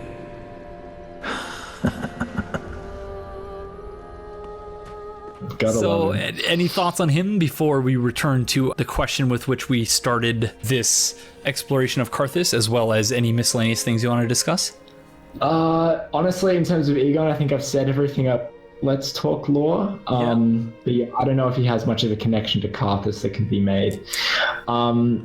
Now, I just want to throw in a couple of things here that I've got here that I might just want to mention, just from my notes that I used to make the video with, that I wasn't always going to be sure they'd come up in conversation. So basically saying Grave Warden Pyromancy Tome found in front, attempting to increase pyromancy skill and fell to the abyss from the temptation, perhaps originally discovered by the Grave Warden deep in the catacombs. High Lord Wolnir succumbed to the abyss, tempted, not trapped, but the pyromancer later became a grave warden and discovered the black flame. So that's from the grave warden pyromancy tome. So Wolnir succumbed to the abyss before the tome was found, meaning that it would have had to have been brought to the grave warden after Wolnir fell, I believe. We also got the crown of Wolnir as well that can be bought from the Shrine Handmaiden. Oh, I didn't even get that. Yeah, it says, once upon a time, such things, crowns, were bequeathed judiciously, or in good sense, to each of the rightful lords, until Wolnir brought them to their knees and ground their crowns to dust. Then the crowns became one, and Wolnir the one high lord. So essentially saying he may have forged a new crown from the crowns of the other lords. Which many people have suggested is, maybe a reference to the crowns from Dark Souls 2. There's also the grave wardens who have an interesting, I think it's from their armor item description. It says they were tasked with disposing of the ever-rising corpses that plagued the cathedral. So if the grave wardens of the Catacombs of Carthus are similar, they may have been transporting bones into the catacombs, just like the Cathedral of the Deep, if you want to compare the occupation in terms of clarifying what the job of the grave warden was to do. Something I've been doing here is writing down things to get footage of, and something that you just reminded me of is the number of grave wardens that, because in Dark Souls 2 there's also grave warden Agdane. Yes, there is indeed. And so, it's just interesting to me that, because, I never actually made the connection between, although I guess I never even identified them as grave wardens, the ones in the Catacombs of Carthus, until I looked at the guide, even though I would have thought, again, that it was the one with the hats. But no, that's really interesting, because, I hadn't thought about looking to, because I was very confused for a second when you said the cathedral, and I was like, oh yeah, the grave wardens in the cathedral. And I feel like there's an additional grave warden even on top of all that, but I can't seem to recall. There's also I kind of connected the affinity sorcery to the ones in the clay pots. I know we already spoke about that. Yep. But I might just drop in the description for affinity, which reads, a forbidden dark sorcery casts a dark manifestation of humanity. So that's like the maddened humanity that we've been discussing. It appears to be an expression of envy. So there you go, envy, which is kind of a corrupted emotion of love, or like a byproduct of love, or perhaps love towards another that will tenaciously pursue its target, even if, like so many human desires, it amounts to nothing but misfortune. So that's kind of relating again to the difference between the dark, the abyss, and so on. Okay, it might be worth noting the Japanese translation for that one, or the Japanese text for that one. Oh yeah, the translation for which in Japanese it's still called pursuers in Japanese, actually. Affinity is what it was called in Dark Souls 2. I'm not sure what the Japanese text was for that as well, but it's forbidden dark sorcery, grant a fleeting will. So again, that word will, to the dark of humanity, then unleashed. That will is envy, or perhaps love of man. Persistently keep chasing their goal, knowing full well in the end that there is nothing but little tragedy. That's pretty depressing. Yeah, that's pretty out there. But yeah, in Japanese they're called the pursuers still in this game, which is interesting. Yeah, it's also worth noting that as we stated before, the sharp gem is specifically tied to Carthus and the forging of their weapons, and the Farron coal actually allows one to use the sharp gem to make sharp infusions, which might imply that the Abyss Watchers or the Gru might have ventured into the catacombs and brought back technology, which could have, could have afflicted the Abyss Watchers. But that is maybe, yeah. No, that's a good point. Okay.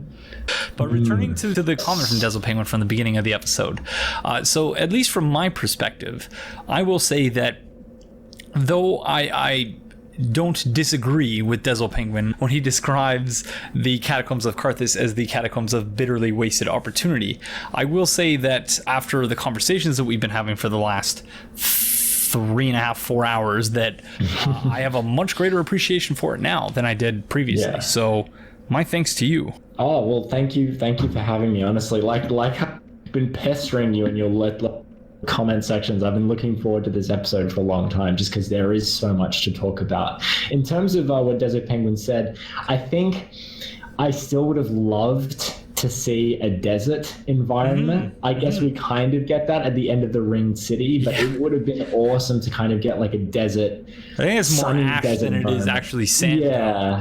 Yeah, that's true. I mean, maybe that's why it's called Carthus of the Sands. It's I just, concur 100% though. Yeah, to have been able to see Carthus of the Sands would have been awesome. But it, like, certainly a very interesting exercise in terms of the type of archaeology that you need to do in order to understand the story in this game. And I think that is, as you sort of alluded to earlier in the episode, that this area is very much one where, yeah, it's an intersection of a lot of things, and you really have to work very hard to get a sense of where all the items are coming from, where they're going, and, you know, the history of the area. But I feel like we did a pretty good job of doing just that. And I hope that all of you watching agree. Before we get to the comments, I'd just like to say thank you very much, Mitch, for joining us, because unfortunately Mitch has to run because, like I said, we've been recording for like 4.5, almost 5 hours now, actually, maybe. So thanks again, man, for joining us. It's been a pleasure. Thanks so much. So before we get to the comments, I should mention that it is now 1 week later. It is Friday the 21st of April on the date of recording, and hope you're all still having a fantastic day today. I'd also like to thank Mitch L for being a guest on the show, and the fact that I am recording this a week after Mitch's appearance on the show should give you an idea of how tired we both were, because I certainly was in no shape to do the comments by myself. And generally speaking, the episodes are now recorded in 2 or 3 chunks, in that I record the first part of an area, second part of an area, and then the comments separately. So I do want to hear what everyone thinks about the new format, because obviously in many ways it's great, and that's why I decided to try it, because I figured it would work out the way that it seems to have. But I'm very interested in hearing what everyone else thinks. I should clarify that this new format will only apply, if everyone likes it, will only apply to guest appearances, because though it's fun recording episodes in this format when I have a guest, I don't imagine that it will be very interesting or engaging for me to do that by myself. A big part of the reason why I enjoy doing the series and recording these episodes, in addition to,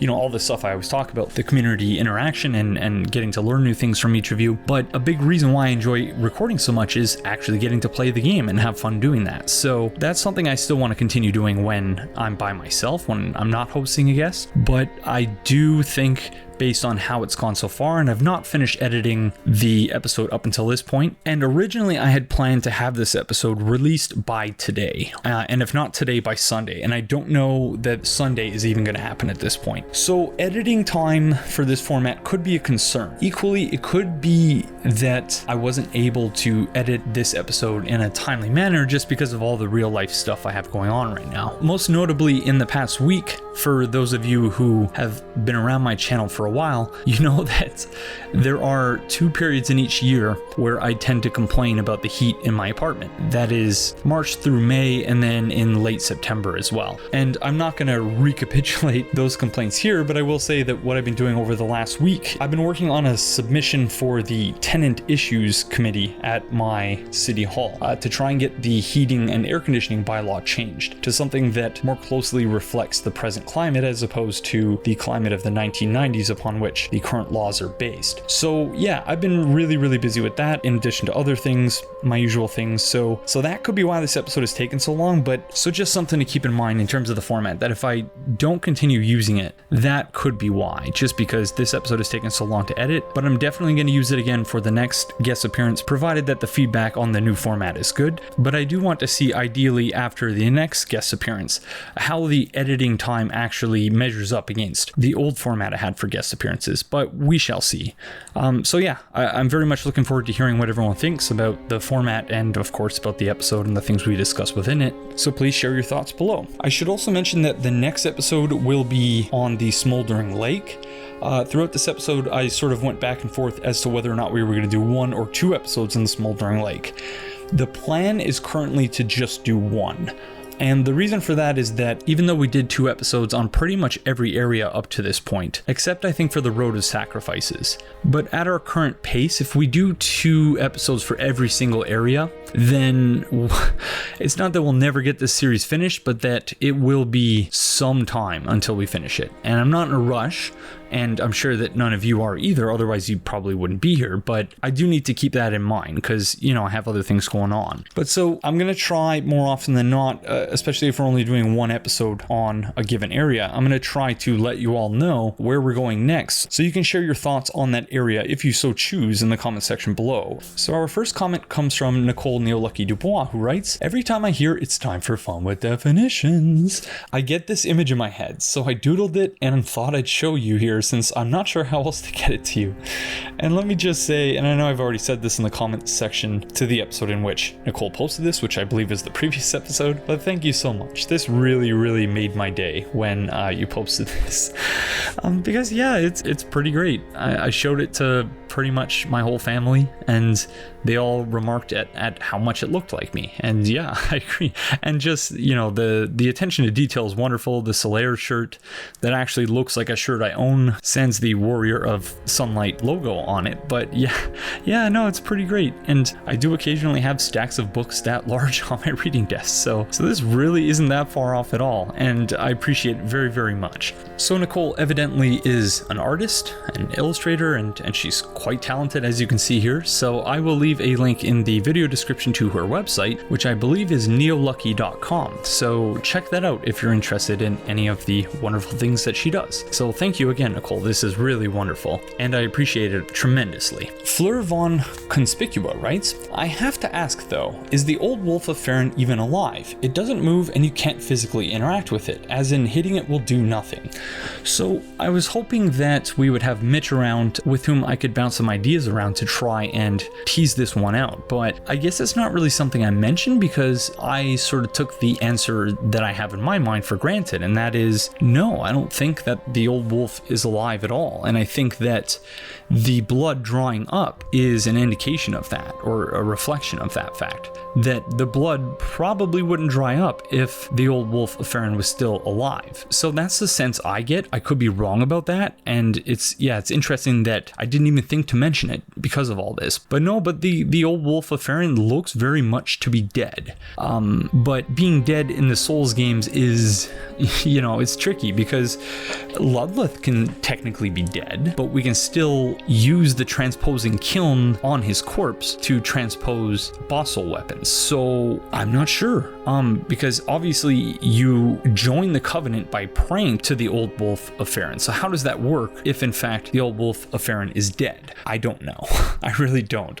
But the sense that I got was, yeah, that the old wolf is dead. The wolf blood dried up. And I'm not quite sure how else that would happen if the old wolf of Farron wasn't dead. So if you have any other ideas, if you disagree with me, leave a comment in the comment section below. I'd very much appreciate hearing about it. The Yellow Dart writes, "Londor Paleshade is wearing a gold mask. That's not their face. It literally says so in the item descriptions. You can wear it yourself, and the headpiece is named Sneering Mask." So this could be an issue of tone not really coming across in written form in the way that the person writing it originally intended for it to come across. But there were a couple of comments that kind of perturbed me about the Londor Paleshade thing. That in the previous episode I zoomed in on the face of the Londor Paleshade after we summoned her, and I said that it looks almost like she doesn't have eyes. And there was this comment, and there was another one that was less charitably worded, which expressed to some extent indignation about the fact that I didn't realize that. And I would remind everyone that the premise of this series, well, there are several premises of this series, but one of the premises of this series is that I don't know everything, and that in fact I know very few things. And Dark Souls 3 is included in the things that I don't know a whole lot about. I know some things about Dark Souls 3, I know some things about the other Souls games, but my knowledge is limited, as is everyone else's knowledge. So the idea behind the series is that by taking all of our incomplete perspectives and putting them together, not only do we fill in the blanks for other people, but also the whole becomes more than the sum of its parts. So, you know, you're not just adding together 100 perspectives and getting, you know, 100% perspective on something. You are adding together 100 perspectives or however many more, and the whole is more special than simply constituting 100% of something or 100% knowledge of something, or however close we might be able to get.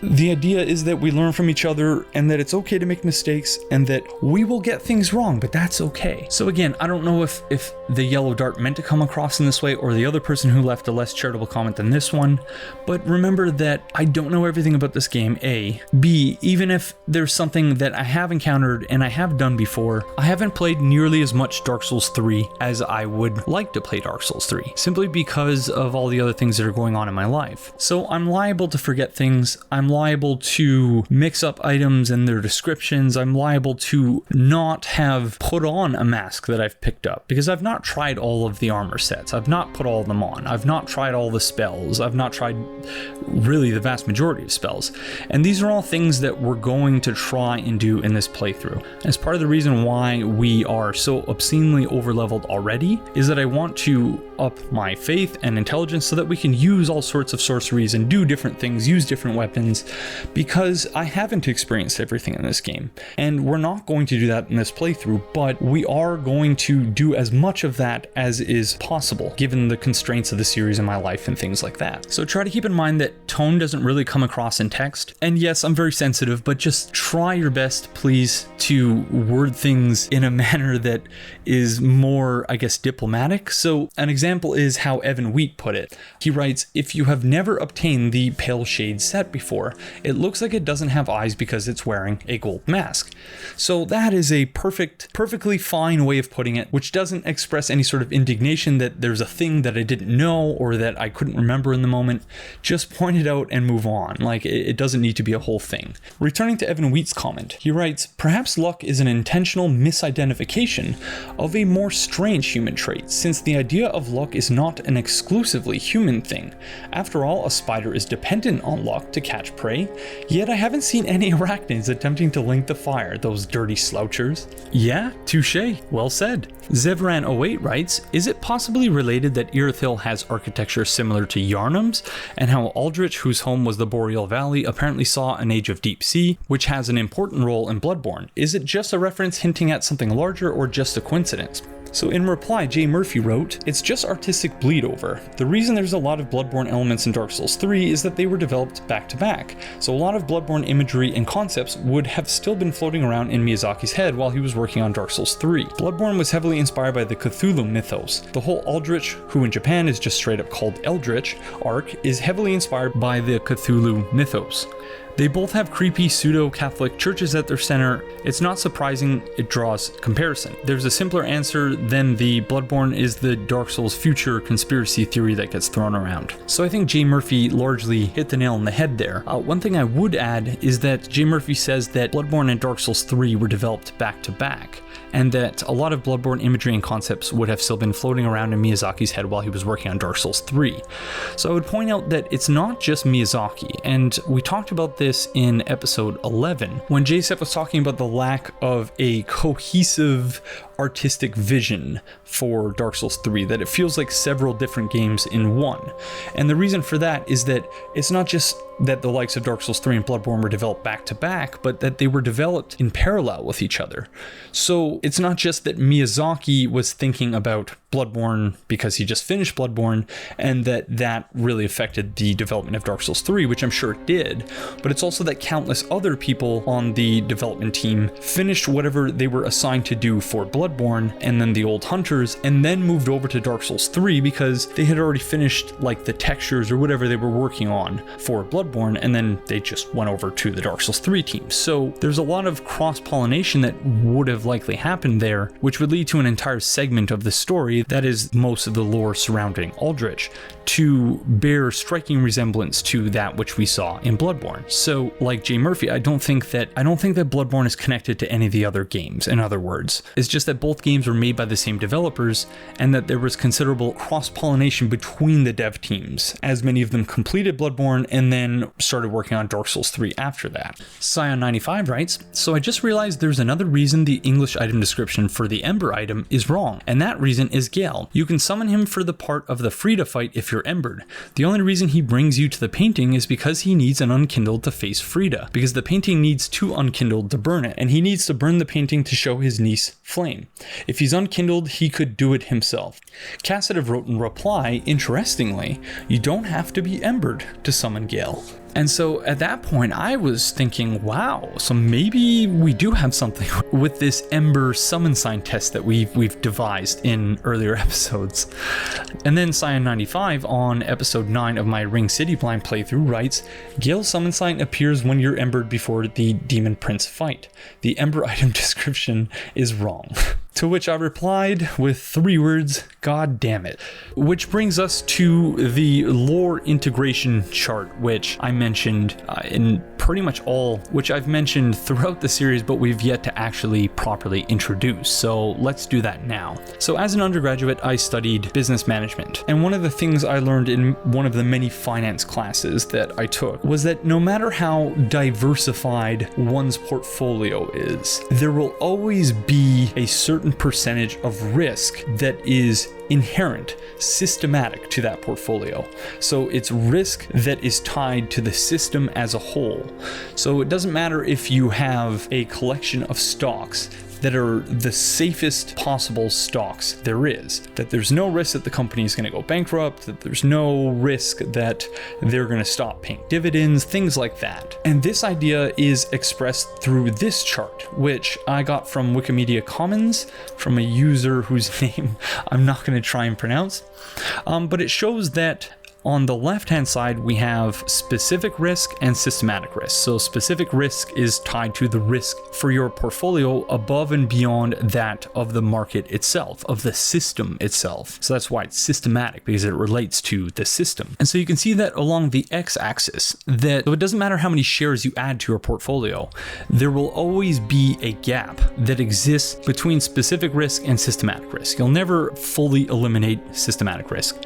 And so the reason I'm explaining all of this is not because it's something that is even remotely relevant to this episode or the series or what we're doing in this playthrough, because it was shortly after I learned about this chart and what it means that I went to grad school and I started learning not only graduate student things, but also about the Souls games and the lore in the Souls games.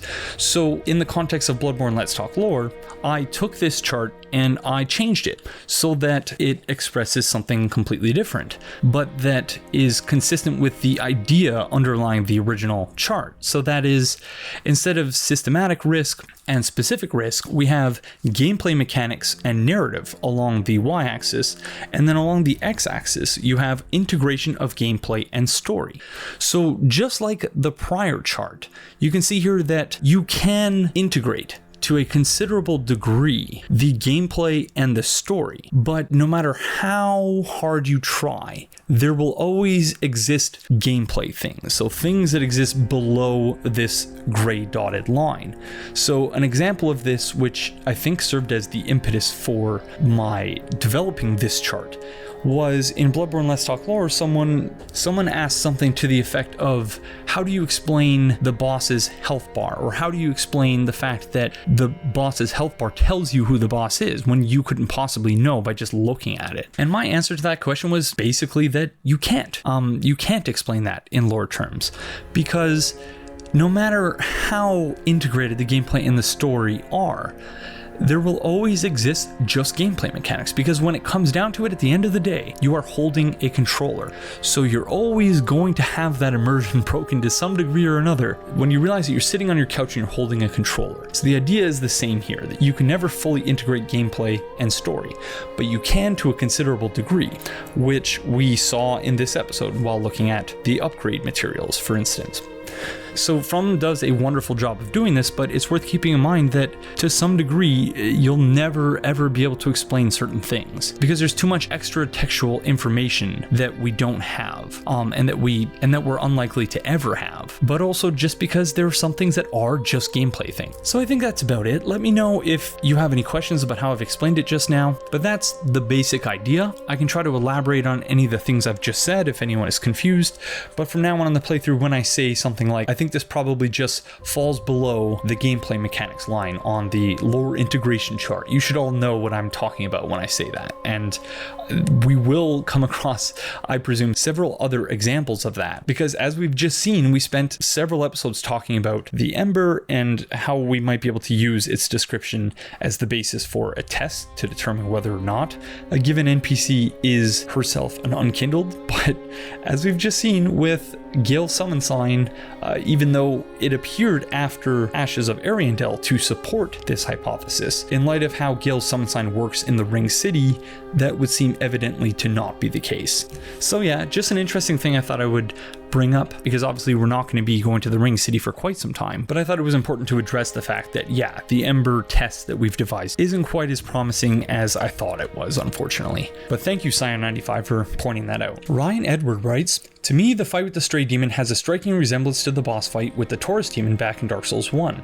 I understand that the two encounters don't have a 1-to-1 scale, for example the width of the ramparts themselves. However, when you come out of the tower in Dark Souls 1 just before you fight the Taurus Demon and turn 6 o'clock, while also looking up, you can see a large mountain with a wall around it in the background. This to me almost looks like the same mountain where the Kingdom of Lothric currently stands in Dark Souls 3. If you go down this tower instead of leaving it to fight the Taurus Demon, you will run into Havel, or at least an NPC wearing Havel's armor. If you kill that NPC, you get Havel's ring. What really ties the Stray Demon and Havel's ring together, in my opinion, is that Darkroot Basin connects to the bottom of the tower where you fight the Havel NPC in Dark Souls 1. That being said, the ramparts where you fight the Taurus Demon in Dark Souls 1 are directly above Darkroot Basin, and the ramparts where you fight the Stray Demon in Dark Souls 3 are directly above Farron Keep.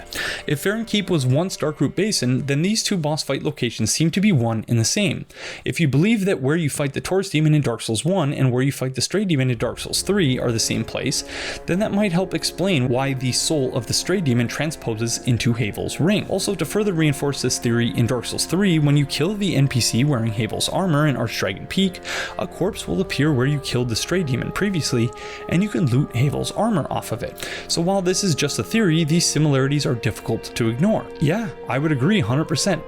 Very difficult to ignore them, and that's why I wanted to read out this comment, because I didn't mention this off the top, but as usual, once again, we have more excellent comments than we have the time to read them, so I sincerely apologize if I don't get around to your comment in this episode, but there are just far too many that I would love to read, but that we just don't have the time to read. But yeah, this is something that we'll probably have to return to when we go to Archdragon Peak, because that is something that has long puzzled me, why Havel's armor appears there, and I still don't quite understand it, but this comment I think will be useful in grounding us in trying to figure that out. Candidate writes, honestly, if you were to try and document every single reference to Berserk in this game, it would take a while. For example, the first part of the Great Axe description, hunk of raw iron, is a Berserk reference. The entirety of both Artorias and the Abyss Watchers are one Berserk reference after another.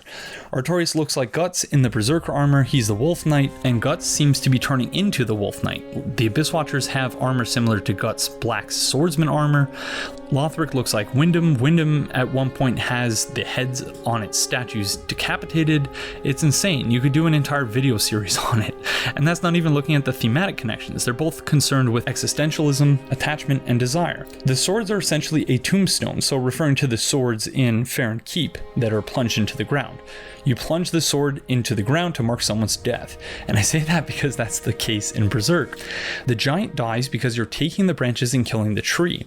If you take a look after you get the branches, they're a lot more faded and muted and look much more like a regular tree and not a white one. I'm not entirely sure I agree with that last one, because the lighting of the items in Dark Souls 3 affects the lighting of the surrounding area more, I think, than in any of the previous games. And so I think that when we pick up the branches off the tree, it's not necessarily that the tree itself is changing in color or brightness, or hue or something like that. It's that we're taking away the items which were previously casting their light on the tree. And maybe that was intentional, but yeah, I don't think it's that the tree itself is changing, but that's just me. And just while we're on the subject of those trees, Yosaho for his part, and we'll get to the rest of his comment later, but Yosaho wrote, I think this is what the giant wants you to do with the branches. And without even going to the link, you can see from the URL, planting trees from twigs. So maybe that's about as likely an explanation as I could possibly conceive of for that. So yeah, that's pretty interesting. Candidate also pointed out in response to my question in the previous episode that the Pale Shade is using the Witch Tree branch and not the Heretic Staff, like I suggested it could be, while going on to point out that there's a couple of very interesting little design choices in the Legion set. The offhand dagger is very crude, pockmarked, and not at all looking like it was made by whoever made the main sword. They also have a silver mask and gray wig built into the hat that seems designed to make them look Irathelian. That is very interesting. I don't know what that would mean, but yeah, very interesting as always, so thank you, candidate. Hunter M writes, we see the wolf's blood shared between the Watchers is filled with embers, seemingly dried into vapor from being burnt. Could the burning of blood be a method of bringing an unkindled back to life quickly? Like how embering imbues us with strength? Frida's blood catches fire from Ariandel's flame, and then she rises back to life in a similar way to the Abyss Watchers. Notice how the embered hollow icon in the top left has the hot oranges lining the lesion patterns, implying that the scar-like tissue on your hollowed body is the most flammable. This continues to support my hypothesis that your hollowing scars are covered in drying pus of man as it leaks from you. As for the curse in the trees of the undead settlement, maybe it has something to do with the cremation of cursed undead bodies. The ashes of the bodies seeping into the soil around the tree, and the human pus being sucked in by the roots, eventually forming the human-like limbs of the greatwood, and the giant tree human trying to hatch from inside it, like a caterpillar metamorphizing into a cocoon. Yeah, maybe. Could be. Natenshi writes, about Carin, doesn't the location where we find her ring correspond to the location where Hawkwood is praying? If so, it gives credence to the hypothesis of Carin being a founder of the Abyss Watchers. On the other hand, I always wondered if Carin could be linked to the Boreal Dancer, because the description of her daggers mentions a dance, much like the Dancer, but it could be stretching things a bit. So yeah, the identity of the Dancer is something that we'll certainly talk about. I believe we're going to be dealing with the Dancer in episode 21, when candidate will be joining us to go to the Consumed King's Garden. So that's something that we will have to talk about in greater detail at that time, and whether or not there's any merit to the idea that the Dancer could be Carin in some way, shape, or form. But yeah, it's an interesting idea. And I think you might have a point about the location where we find Carin's ring, but that is something that we'll have to talk about once again when we go to the Untended Graves, for which Cassidif will be joining us. So until then, just something for us all to think about. So thank you, Natenshi, for bringing that to our attention. Faded Visage writes, Carin creating the Abyss Watchers is the most likely origin, as she had the ability to physically receive the soul of Artorias. This item allows us to create his sword or shield in Dark Souls 1, and again, the exact same soul allows us to create the same blade eons later.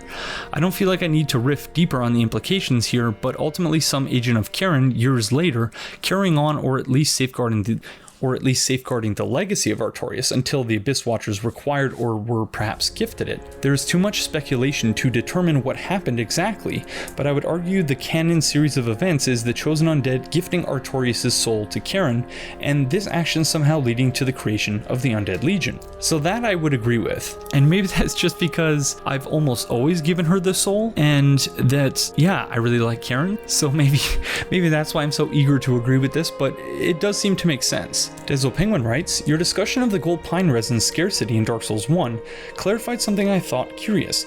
In Dark Souls 3, it's the Xanthos ashes that make it purchasable from the handmaid. Since the Xanthos scholars are those who study Ulasil, it now makes sense, since as you pointed out in Dark Souls 1, it was the mushroom people of Ulasil who were the source of such resin. The Ring City, though, also seems to give some insight into what's happening with the Dark Wraith equipment that you notice here. There, the Ring Knight equipment descriptions observe that items forged in the Abyss have a life of their own, and for that reason the gods set a seal of fire on them. The Dark Race, as followers of Cath, have significant ties to the Abyss, and so perhaps they use similar techniques for forging their armor and weapons as did the Pygmies. The plant-like growths we observe in Dark Souls 3 could then be the result of that dark life growing and developing over the passing ages. Dezo Penguin continues, your discussion of the multiversal nature of the Souls universe is something I find very depressing because, well, there's nothing to refute it, and it creates what I find to be a severe sense of anomie whenever I think about it too hard. Dark Souls and Dark Souls 3 take place on this epic scale, the fate of the very world at stake, only we're explicitly told in-game through gameplay mechanics that this world is merely one of, depending on successful sales, millions of other worlds, more or less identical to our own. Our characters first quest and the final actions to link, end, or usurp the flame act on an epic scale that will define the very future of the world for everyone in it. And yet it's merely one drop in a bucket. It's hard to keep from asking, why bother and what's the point? When no matter how we persevere, what great deeds we achieve, or what power we amass, it's all ultimately nothing. I contrast Dark Souls 2 and Bloodborne in that those stories are ultimately personal. The bearer of the curse is seeking relief from the curse and meaning in their own life. That the question of linking the fire interacts with that is almost incidental, while similarly, the hunter's endgame is about their own fate, their own future. What separates Souls from other games, which are, after all, merely works of fiction, is that because the multiversal aspect exists in-game as part of the lore, the meaninglessness of the Ashen One's actions is emphasized within the story. But then again, these kinds of thoughts are probably appropriate for slogging through a poison swamp, easy to become crestfallen after 5 games worth of them.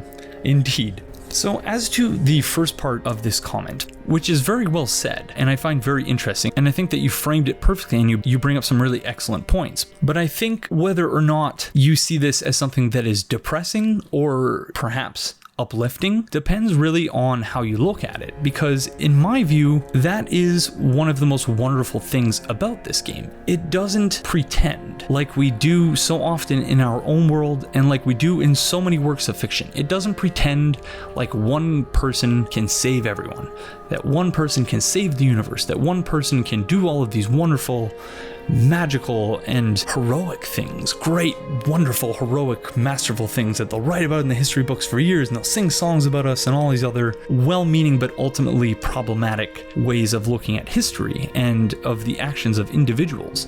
What it does instead is it subverts that, and in so doing places the emphasis once again on collectivity, on cooperation. Of course, the game's mechanics also has the opposite of that. If you want, you can also go and troll other players and do things that, you know, aren't necessarily nice or kindly or loving and things like that. But FromSoft provides a possibility space within which you can make those decisions for yourself.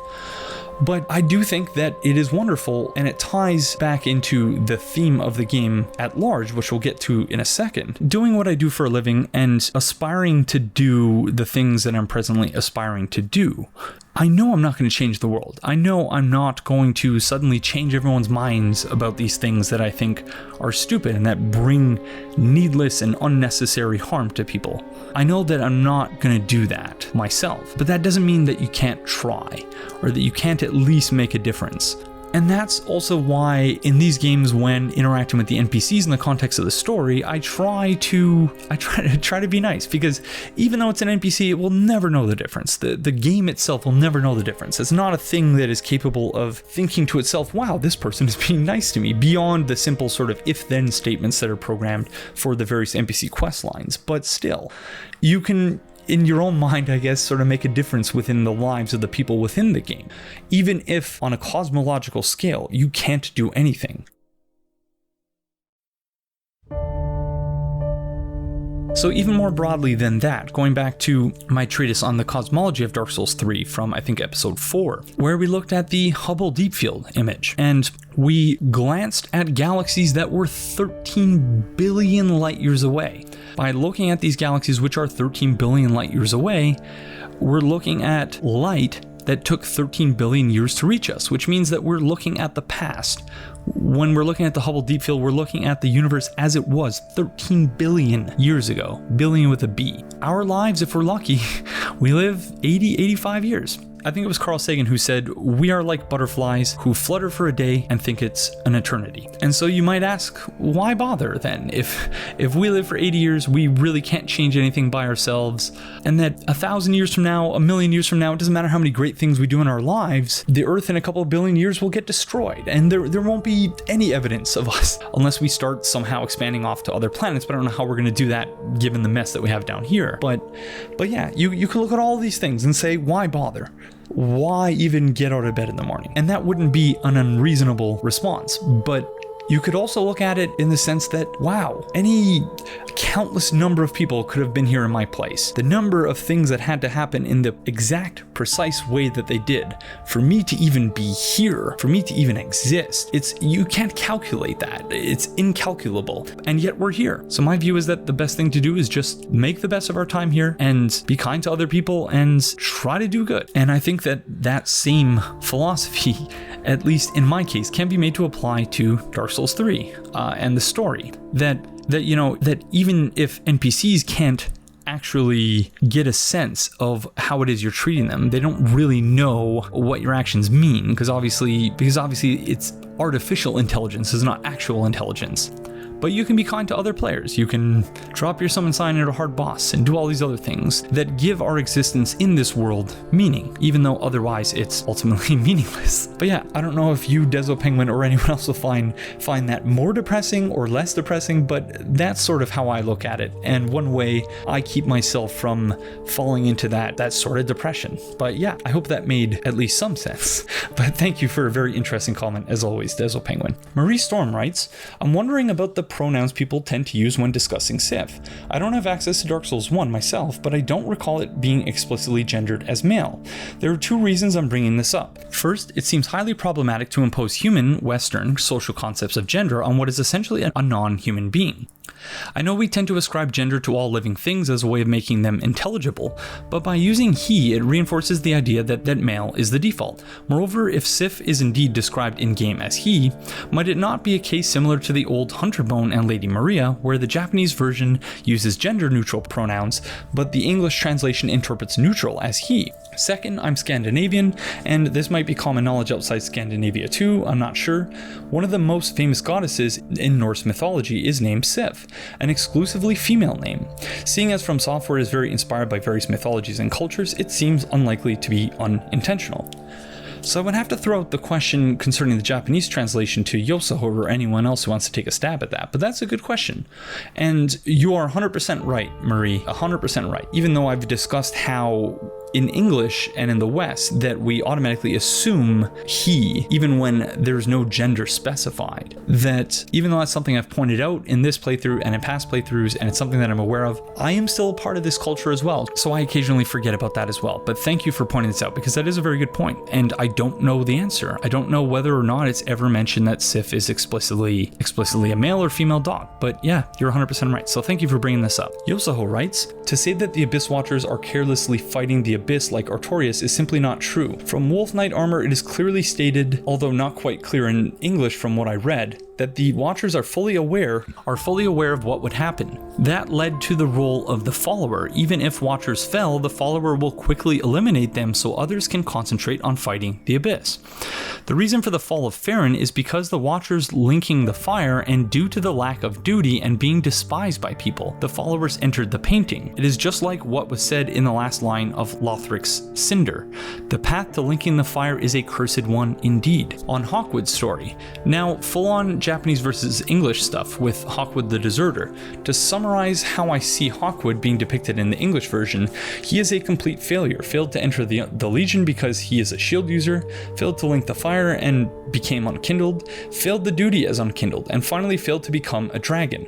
However, his character in Japanese is completely different. First and foremost, this is what Hawkwood's shield says. Normally, in order for them to use their special sword skills, the Watchers of Immortal Army will not carry a shield. Perhaps the shield is a symbol of his fallen heart. It isn't just telling us that the Watchers isn't a shield hater, but also tell us that Hawkwood began to use the shield when he became crestfallen. This is supported by his capability with the Farron Greatsword. Now on to Hawkwood's story. Why did he become a deserter? He said this himself. Kings, heroes, all of that is just a curse. It is very likely that Hawkwood left them when they desired to become Lords of Cinder. And this is how his story plays out after you've slain the Abyss Watchers. He says, I owe you a favor, and then left Firelink. After that, he calls the Ashen One to his palace, acting like a bad guy and wanting to challenge us. Is this his true nature, or does he want to make it easier for us? Well, the answer is in his final word. If you are the one to become a dragon, that is not so bad. He doesn't want to become a dragon, then what does he want truly? Let's go back a bit and analyze his actions. What did he say before the fight? I've decided to stop running away. What is his weapon? Abyss Watcher's weapon. Finally, where did he choose to fight us? The grave of the Abyss Watchers. He was a runaway as a Watcher. He was a runaway as Unkindled. But now he desires to stop running away. He will repay you a debt and then reunite with his comrades in peace. Not as a crestfallen, but as one of the Watchers, by the hand of the one who put his friends to rest. So yeah, that's very well said, Yoso. Very, very well said. We will obviously return to talk about Hawkwood as we progress in his quest line, but yeah, very well said. On the theme of Dark Souls 3, die in peace. This is the main theme of Dark Souls 3 that many people don't get and disregard it as dead equals bad. If you think like a normal person, oh, no good can come from dead. As long as you live, surely happiness will come. But you have to consider this. How long have people in this world been living? 100, if not 1,000 years. The NPCs in this game are just like the fire itself. Everything has its time, and that time is not forever. Departing might be sad, but it is by no means bad. Just like what Cirrus says, at last I can die. The same goes for I Help Anytime and many others except Anri. I consider Lord of Hollows to be her good ending. So yeah, that is really, really well said once again. And in light of the Ashes of Ariandel, I had these two slides prepared so that I could eventually discuss them in the context of the DLC, because the first DLC was the one that actually brought me around to this way of seeing the game, of this manner of framing the story as one of not just entropy and decay and death and things ending, but of that being okay, of coming to peace, coming to terms with that. So I'll just briefly read this thing I had prepared just because it'll be so long until we get to it, and then we'll return to it when we get to the Painted World. So this is from a reflection I wrote in preparing for my comprehensive exams, and one of the books that I read as part of that was Radical Hope by Jonathan Lear, which was published in 2006. So I'm quoting my own reflection here. Jonathan Lear's Radical Hope opens with the story of Plenty Coup. Prior to his death, Ku, the last great chief of the Crow Nation, is said to have reached out across the clash of civilizations and shared his story with a white man, Frank Linderman. This resulted in a book that, according to Lear, not only provides a marvelous account of the exploits of a young man growing up at a time when the Crow were still a vibrant tribe of nomadic hunters, but also suggests that Ku and Linderman had become good friends. And yet, as Lear points out, Linderman was unable to get Plenty Ku to talk about anything that had happened after the Crow were confined to a reservation. After this, nothing happened, Ku said. So haunted by this utterance was Lear that he set about trying to discern what, if anything, Ku might have been trying to say. If we take him at his word, he seems to be saying that there was an event or happening, the buffaloes going away, something Plenty Ku can refer to as this, such that after this, there are no more happenings. Or to get the temporality correct, Plenty Ku came to see, as he looked back, that there was a moment after such that after this, nothing happened. It would seem to be the retrospective declaration of a moment when history came to an end, but what could it mean for history to exhaust itself? Lear later goes on to argue that the question is what it would be for Plenty Ku to be a witness to a peculiar form of human vulnerability. If there is a genuine possibility of happenings breaking down, it is one with which we all live. We are all familiar with the thought that as human creatures we are by nature vulnerable, but the vulnerability we are concerned with here is of a different order. We seem to acquire it as a result of the fact that we essentially inhabit a way of life. Humans are by nature cultural animals. We necessarily inhabit a way of life that is expressed in culture, but our way of life is vulnerable in various ways.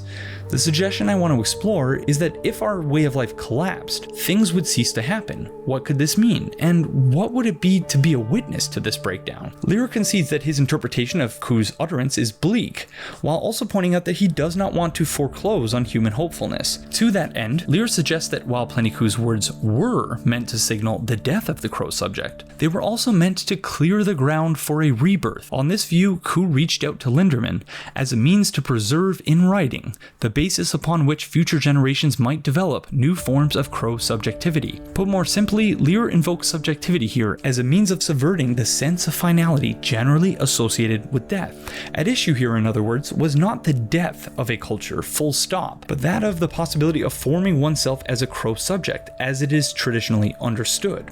Reframed in this manner, death represents an opening up and not a closing off of possibilities. It follows for Lear that Ku's utterance was not an expression of despair. It was the only way to avoid it. So yeah, I think that the parallels there to what is happening in the story in Dark Souls 3 more generally, as well as in the painted world of Ariandel in particular, are pretty obvious. But yeah, this touches also, I think, on Deso Penguin's comment from earlier about how depressing it all can be when you look at it from an especially broad cosmological perspective. But as we've seen in light of the story revelations of the DLC, if you can describe them as revelations, the world may be ending, but there is a lifeboat under construction. There's a new painting being made. Even though this world is ending, you could make a fairly good argument that that is a good thing, that this world needs to end because there's too much nonsense going on, because the people of this world have been using band-aid solutions for countless generations to try and delay the end of the world, but you can't delay it indefinitely. It's going to end eventually. So the question is, are you going to just despair over it, or are you going to come to peace with it? And so just like Plenty-Ku, when he said after this nothing happened, he didn't mean that after we were confined to a reservation, literally nothing happened. He meant that he was, at least according to Lear's interpretation of those words, he refused to hold on to the idea of the crow subject as he knew it, because it was the only way to avoid despair, because it left open the possibility that a new crow subject could still emerge at some point in the future, and that can't happen as long as he clings to something that is no longer there. So yeah, there's a lot more context there that I'll have to provide when we revisit this in the painted world, but I thought I would share that just because I thought it perfectly complemented Yosaho's comment, which I thought was incredibly apt. So thank you, Yosaho, for bringing this up. And yeah, I agree 100%.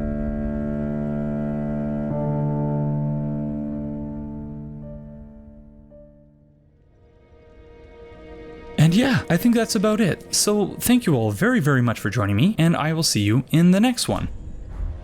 Bye-bye.